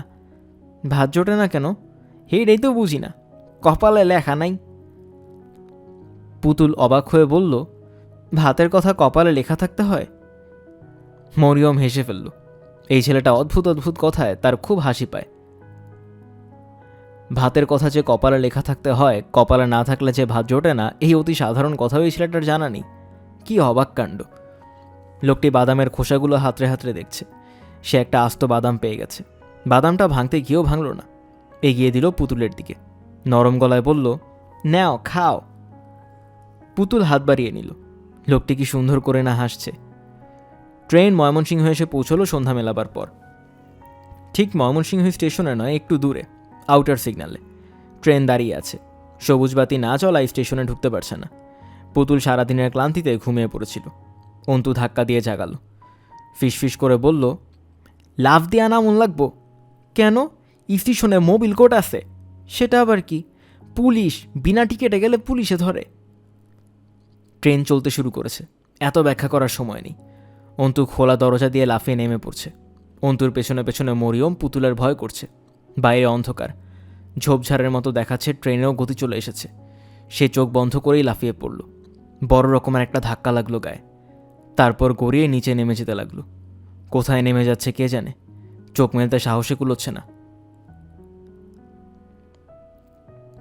না, তার তেমন কিছু হয়নি। দুই হাঁটুর অনেকখানি শুধু ছিলে গেছে, ব্যথা করছে, রক্ত বেরুচ্ছে। তবে পুতুলের মনে হচ্ছে এটা খুবই সামান্য ব্যাপার। তারা হাঁটছে রেল লাইনের স্লিপারের পা ফেলে ফেলে। পুতুল ভয়ে যদি কোনো ট্রেন এসে পড়ে। অন্তু এবং মরিয়ম নির্বিকার। মরিয়ম সুর করে এক্কা দোক্কা খেলার মতো করে স্লিপারে পা দিচ্ছে, যেন লাইন ধরে হাঁটাও একটা খেলা। অন্তু আবার স্লিপার ছেড়ে উঠে এসেছে লাইনে। একটা মাত্র লাইনের ওপর দিয়ে হেঁটে যাওয়া খুব সহজ নয়, কিন্তু সে দ্রুত এগুচ্ছে, যেন এভাবেই হাঁটতে সে অভ্যস্ত। মাঝে মাঝে শীষ দেবার চেষ্টা করছে, শীষটা ঠিক হচ্ছে না, ফু দেওয়ার মতো শব্দ হচ্ছে। অন্তু ইয়েলো টাইগারকে ফেলে এসেছে ট্রেনে। এই নিয়ে তার কোনো রকম ক্ষোভ বা দুঃখ লক্ষ্য করা যাচ্ছে না। কুকুরের কথা এখন সে পুরোপুরি ভুলেই গেছে। পুতুলের শীত করছে, বেশ ভালো শীত। খোলা মাঠের উপর দিয়ে বইছে কনকনে হাওয়া। পুতুল কাঁপছে ঠকঠক করে। সে অবশ্য কিছু বলল না। অন্তুর গা খালি, সে কিছু বলছে না। পুতুল কেন শুধু শুধু বলবে? সে দুটি হাত গুটিয়ে বুকের ওপর নিয়ে এসে বাতাসের ঝাপটা সামাল দেবার চেষ্টা করছে। অন্তু অন্ধকারও ব্যাপারটা লক্ষ্য করল। কানে কানে মরিয়মকে কি যেন বলতেই সে তার সোয়েটার খুলে দিল। পুতুল বলল, আমার লাগবে না। শীতে কাঁপে আর কয় আমার লাগবো না। তোমাদের শীত লাগে না? না, লাগে না কেন? আমরা হইলাম গিয়া গরিব, গরিব মানুষের শীত লাগে না। গরিব মানুষের শীত লাগে না কেন? জানি না তো। মরিয়ম বলল, গরিবের শীত কম লাগে, এইটা হইল গিয়া নিয়ম। কে বানিয়েছে এই নিয়ম? আল্লাহ বানাইছে। আল্লাহ দুরকম নিয়ম বানিয়েছেন কেন? ধনী মানুষের জন্য এক নিয়ম, আবার গরিব মানুষের জন্য অন্যরকম নিয়ম। এইটা তুমি আল্লাহরে জিগাও, খালি পাগলের লাহান কথা কয়। তারা ময়মনসিংহ রেল স্টেশনে এসে উঠেছে। প্রচুর আলো, ভিড়, হইচই। একসঙ্গে দুটি ট্রেন এসে থেমেছে। অনেকেই কুলিকুলি করে চেঁচাচ্ছে, কুলি পাচ্ছে না। একজন প্রকাণ্ড একটা সুটকেস কিছু না বলেই অন্তুর মাথায় তুলে দিয়ে বলল, রিক্সায় তুলে দে, 1 টাকা পাবি। সুটকেস মাথায় নিয়ে অন্তু দাঁড়িয়ে থাকতে পারছে না, তার পা কাঁপছে। অন্তু বলল, সুটকেস নিয়ে না অন্য লোক দেখেন, চর দিয়ে দাঁত ফেলে দিব। কাজ দিলে কাজ করবে না, আছে শুধু চুরির মতলবে। হাঁটা শুরু করো, নয়তো টান দিয়ে আবার কান ছিঁড়ে ফেলবে। লোকটা একটা ধাক্কা দিল অন্তুর পিঠে। অন্তু দুলতে দুলতে এগুচ্ছে। মরিয়ম ছুটে গিয়ে সুটকেসের এক মাথা ধরল, যাতে ভাইয়ের কিছু সাহায্য হয়। পুতুল ভেবে পেল না মানুষের এত খারাপ কিভাবে হয়। সে নিজে যে সুটকেস নিয়ে হাঁটতে পারে না, সেই সুটকেস একটা বাচ্চা ছেলের মাথায় কি করে তুলে দেয়? পুতুল হঠাৎ দেখল অন্তু এবং মরিয়ম ভিড় কাটিয়ে সাপের মতো এঁকে বেঁকে এগুচ্ছে। দেখে মনে হচ্ছে কেউ তাদের তাড়া করছে। তারা খানিকটা উত্তেজিত, তবে দুজনের মুখই খুব হাসি হাসি। দ্রুত এরা ওভারহেড ব্রিজে উঠে পড়ল। পুতুল ছুটে গেল ওদের দিকে। একটা কোনো মজার কাণ্ড নিশ্চয়ই হয়েছে, কারণ দূর থেকে অন্তু এবং মরিয়মের খিলখিল হাসি শোনা যাচ্ছে। কাণ্ডটা এরকম, অন্তু এবং মরিয়ম বহু কষ্টে সুটকেসটা গেট দিয়ে বের করেছে। গেটের বাইরে বড় নর্দমা। অন্তু হঠাৎ কেউ কিছু বুঝার আগেই সুটকেস ফেলে দিল নর্দমায়। ফেলেই এক দৌড়। সুটকেসের মালিক সুটকেস ফেলে পেছনে পেছনে আসতে পারছে না। ঘটনায় মরিয়ম খুব বেশি মজা পেয়েছে। শেষ পর্যন্ত চিমটে দিয়ে তার হাসি থামাতে হলো। তার হাসি রোগটা এমন যে মাঝে মাঝে চিমটে দিয়ে থামাতে হয়। প্রচণ্ড রকম ব্যথা পেলে তবেই হাসি থামে। ওরা ওভারব্রিজে খানিকক্ষণ অপেক্ষা করল। বলা যায় না লোকটা ফিরে আসতে পারে। ফিরে আসতে দেখলে দ্রুত পালাতে হবে। ওভারব্রিজে বসে থাকতে বড় মজা লাগছে পুতুলের। ওপর থেকে ট্রেনগুলোকে কেমন সাপের মতো দেখায়। যখন চলতে শুরু করে মনে হয় সাপটার ঘুম ভেঙেছে, হেলে দুলে যাচ্ছে খাবারের খোঁজে। অন্তু পুতুলের দিকে তাকিয়ে বলল, একটা মজা দেখবা। কি মজা? এইখান থেকে লাফ দিয়া ট্রেনের ছাদে পড়মু। ইস ইস না, এই দেখো। বলতে না বলতে অন্তু সত্যি সত্যি লাফিয়ে ট্রেনের ছাদে পড়ে গেল। পুতুল স্তম্ভিত। মরিয়ম ঠোঁট বাঁকিয়ে বলল, খালি বাহাদুরি দেখায়, লাফ দিতে সবেই পারে। তুমিও পারো? দেখবা। না, আমি দেখতে চাই না, আমার ভয় লাগছে। দেখার মধ্যে আবার ডর কেন? না, তোমাকে দেখাতে হবে না, আমার সত্যি ভয় লাগছে। চলো বাজান রে খুঁজা বের করি, খিদা লাগছে। পুতুলের কোথাও যেতে ইচ্ছে করছে না। সে মুগ্ধ চোখে অন্তুর কাণ্ড কারখানা দেখছে। অন্তু লাফিয়ে লাফিয়ে ট্রেনের একটা কামরা থেকে অন্য কামরায় যাচ্ছে। এর মধ্যে গার্ড বাঁশি বাজিয়ে সবুজ বাতি দেখাচ্ছে। ট্রেন হুইসেল দিয়ে চলতেও শুরু করেছে, অথচ অন্তু নির্বিকার। ভয় পুতুলের বুক কাঁপছে। সে কাঁপা কাঁপা গলায় বলল, অন্তু আসছে না কেন? আসবো, ট্রেন ছেড়ে দিচ্ছে তো, ছাড়লেও সে আসবো। মরিয়ম প্রায় জোর করে পুতুলের হাত ধরে 3 নম্বর প্ল্যাটফর্মের দিকে এগুচ্ছে। সে তার বাবাকে খুঁজে বের করবে, রান্না হবে, তারপর খাওয়া হবে। অন্তু এবং মরিয়মের বাবা জ্বরে প্রায় অচেতন। তবু এই অবস্থাতেও মরিয়মকে দেখে হাসল। নিচু গলায় বলল, অন্তু কই? আইতাছে। জ্বরে কাবু হইলাম বুঝছস, বেজায় জ্বর। খাইছো কিছু? না। পুতুল চুপচাপ দাঁড়িয়ে আছে। অন্তুর বাবা তাকে একটি কথাও জিজ্ঞেস করল না, চোখ বন্ধ করে ফেলল। মরিয়ম মুহূর্তের মধ্যে কাজে লেগে পড়ল। 3টি ইটের উপর একটা অ্যালুমিনিয়ামের ডেকচি বসিয়ে দিল। অল্পক্ষণের মধ্যে চুলায় আগুন ধরালো, কল থেকে পানি আনলো। অন্তুর বাবা মাঝে মাঝে চোখ মেলে দেখছে, আবার চোখ বন্ধ করে ফেলছে। রান্না সম্পর্কে 2-একটা কথা বলছে। যেমন একবার বলল, লবণ নাই বুঝছস, অন্তুরে দিয়া 100 টাকা লবণ আনাইস। পুতুল বসেছে মরিয়মের পাশে। মরিয়মের দেখা দেখি হাত মেলে দিয়েছে আগুনের উপর। আগুনের আঁচ বড় ভালো লাগছে। পুতুল বলল, কি রান্না হচ্ছে? 3 মিশাল। 3 মিশাল আবার কি? ভাত, ডাইল আর তরকারি 3টে একত্রে, খাইতে খুব মজা। তাদের পাশেও আরেকটি পরিবার রান্না চাপিয়েছি। তার 5টা ছোট ছোট শিশু হাড়ির চারপাশে গোল হয়ে বসে আছে। তাদের মা খুন্তি দিয়ে হাড়ি নাড়ছে এবং গল্প করছে। খুব মজার কোনো গল্প নিশ্চয়ই, কারণ মরিয়মও কান পেতে আছে সেই গল্পের দিকে। পুতুল কিছু জিজ্ঞেস করলে এখন আর সে জবাব দিচ্ছে না। পুতুলও গল্প শুনছে, তবে কিছু বুঝতে পারছে না। গ্রাম্য ভাষায় গল্প বলা হচ্ছে, উচ্চারণও কেমন অদ্ভুত। মেয়েটি কেমন টেনে টেনে বলছে, মাঝে মাঝে গানের মতো আছে, সুর করে গাইছে। ভাষা পুরোপুরি বুঝতে না পারলেও পুতুলের শুনতে চমৎকার লাগছে। গানের সুরে তুলারাশি কন্যার দুঃখের কথা বলতে বলতে মেয়েটি কেঁদে ফেলল। পুতুলেরও চোখ ভিজে গেল, গলা ভার ভার হলো। এত কষ্ট কেন তুলারাশি কন্যার? 3 মিশাল হাড়ি থেকে নামার সঙ্গে সঙ্গে অন্তু এসে উপস্থিত। হাত ধুয়ে সে সঙ্গে সঙ্গে খেতে বসে গেল। অন্তুর বাবা খাবে না, তার জ্বর বোধহয় আরও বেড়েছে। একেবারেই লবণহীন রান্না। পাশের মেয়েটির কাছ থেকে লবণ এনে মরিয়ম প্লেটে ছিটিয়ে দিল। তরল এক ধরনের জিনিস তৈরি হয়েছে। পুতুলের কাছে মনে হচ্ছে এত চমৎকার খাবার সে বহুদিন খায়নি। 2বার সে চেয়ে নিল, আরও একবার নিত, কিন্তু তার লজ্জা করছে।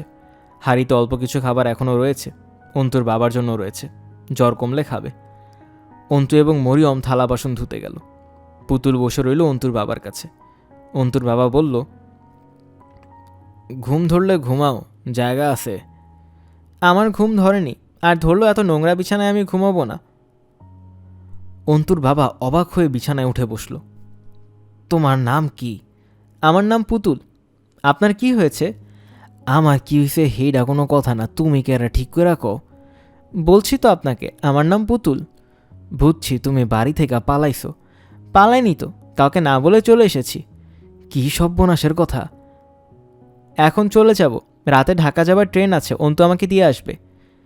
তুমি যে ধনী মানুষের পোলা, এটা বুঝি নাই, তোমার কথা শুন না বুঝলাম। অন্তুর বাবা আবার শুয়ে পড়ল। জ্বরের ঘোরে সে বসে থাকতে পারছে না। বড় মায়া লাগছে পুতুলের। এই লোকটি এত অসুস্থ, অথচ ডাক্তারের কথা কেউ বলছে না। অন্তু এবং মরিয়ম ফিরে এসে টাকা গণায় ব্যস্ত হয়ে পড়ল। আজ সারাদিনে যে কটা টাকা পাওয়া গেছে সেগুলো গুনল। একটা বালিশের ভেতর থেকে হাত বাড়িয়ে আরও কিছু টাকা বের করল। সব মিলিয়ে 306 টাকা আছে। মরিয়ম হাসি মুখে বলল, টাকা জমাইতাছি। কেন? কেনর জবাব দিল অন্তু। তারা সবাই মিলে টাকা জমাচ্ছে, যখন 500 টাকা হবে তখন জমানো শেষ হবে। সবাই মিলে তারা দেশের বাড়িতে চলে যাবে। তাদের বাবা এই টাকা একটা ছোট্ট দোকান দেবে। ওই দোকানের টাকায় তাদের সংসার চলবে। 2 ভাই বোন ভর্তি হবে স্কুলে।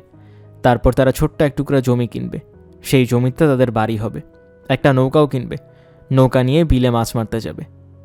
মুগ্ধ কণ্ঠে বলছে অন্তু। মাঝে মাঝে কিছু বাদ পড়ে গেলে মরিয়ম তা ধরিয়ে দিচ্ছে। যেমন গাই কেনার কথা বলতে অন্তু ভুলে গিয়েছিল, মরিয়ম মনে করিয়ে দিল। পুতুল বলল, তখন তোমাদের বাড়িতে আমি বেড়াতে যাব, আমরা খুব আনন্দ করব। তোমাদের আম কাঁঠালের বাগান আছে? গ্যারামে আছে, বেত ফলের বন আছে, ডে ফলের গাছ আছে। ডে ফল চিনো? না, 3টা কইরা কোয়া থাকে, মিষ্টি। অন্তুর বাবার জ্বর খুবই বেড়েছে, সে বিড়বিড় করে কী সব বলছে। মরিয়ম বা অন্তু কেউ সেদিকে তেমন নজর দিচ্ছে না। রাত 11টায় ঢাকা মেইল আসবার ঘণ্টা পড়তেই সে অন্তুকে বলল, পুলা ঢারে তার বাসার দিয়ায়, কার না কার পুলা বাপ মায় কান্তাছে। অন্তু এবং মরিয়ম দুজনে উঠে দাঁড়ালো। তারা পুতুলকে পৌঁছে দিয়ে আসবে। পুতুলের হঠাৎ খুব মন খারাপ হয়ে গেল। এখান থেকে সে চলে যাবে, আর কোনো দিনও হয়তো এদের সঙ্গে তার দেখা হবে না। রাত 1টা। ঢাকার সবকটি খবরের কাগজে এই মুহূর্তে হারানো বিজ্ঞপ্তিতে পুতুলের ছবি ছাপা হচ্ছে। বড় বড় করে পুরস্কারের কথা লেখা আছে। যে কেউ পুতুলের সন্ধান দিতে পারলেই 1 লক্ষ টাকা পুরস্কার। পুতুলের মাকে ঘুম পাড়িয়ে রাখা হয়েছে। পুতুলের বাবাকে দেখে মনে হচ্ছে তিনি নিজেও আর সহ্য করতে পারছেন না। তিনি বসে আছেন টেলিফোনের সামনে। টেলিফোন বাজতেই তিনি রিসিভার তুলে বলছেন, কোনো খবর আছে? কোনো খবর নেই। এরা কেউ জানে না পুতুল ঢাকা ফিরে আসছে। সে রেলের 3য় শ্রেণীর একটি কামরায় মেঝেতে বসে আছে। তার পিঠে মাথা রেখে মরিয়ম গভীর ঘুমে আচ্ছন্ন। ট্রেন দ্রুত ঢাকার দিকে ছুটে আসছে। এই কামরার সবাই ভরা ঘুম। কমলাপুর রেল স্টেশনে তারা পৌঁছল শেষ রাতে। অন্ধকার কাটেনি, তবে আকাশ ফর্সা হতে শুরু করেছে। তারা ছোট ছোট পা ফেলে হাঁটছে। কেউ কোনো কথা বলছে না, যেন তাদের সব কথা ফুরিয়ে গেছে। বাড়ির কাছাকাছি এসে অন্তু এবং মরিয়ম থমকে গেল। কি বিশাল বাড়ি, কি প্রকাণ্ড গেট! এই বাড়ি? হ্যাঁ। তোমার বাড়ি? হ্যাঁ। সত্যি? হ্যাঁ সত্যি। তোমরা কি দেশের রাজা? পুতুল হ্যাঁ বা না কিছুই বলল না। তার চোখে পানি এসে গেছে। এই পানি সে তার বন্ধুদের দেখাতে চায় না। চোখের জল গোপন করবার জন্যই সে ছুটে বাড়ির গেটের ভেতর ঢুকে পড়ল। মরিয়ম এবং অন্তু হাত ধরাধরি করে ফিরে চলল স্টেশনের দিকে। শীতে দুজনেই কাতর। একেবারে খালি গা বলে অন্তুর শীতটা বেশি লাগছে। সে কাঁপছে থরথর করে। মরিয়ম বলল, শীত লাগে ভাইজান? না, লাগে না। এক বুড়ো ছেঁড়া কাগজ শুকনো পাতা জড়ো করে আগুন করেছে। হাত মেলে বুড়ো চুপচাপ বসে আছে। 2 ভাই বোন এগিয়ে গেল আগুনের পাশে। তাদের কচি কচি হাত মেলে ধরল আগুনের ওপর। বুড়ো বলল, শীতে বড় কষ্ট হয় না রে? তারা দুজনে এই প্রশ্নের জবাব দিল না, কারণ এই মুহূর্তে শীতের জন্য তাদের কষ্ট হচ্ছে না, কষ্ট হচ্ছে অন্য কোনো কারণে। সেই কারণটা কি তারা পুরোপুরি জানে না, জানার কথাও না। যখন বড় হবে তখন হয়তো জানবে, কিংবা কে জানে, হয়তো কোনো দিনই জানবে না।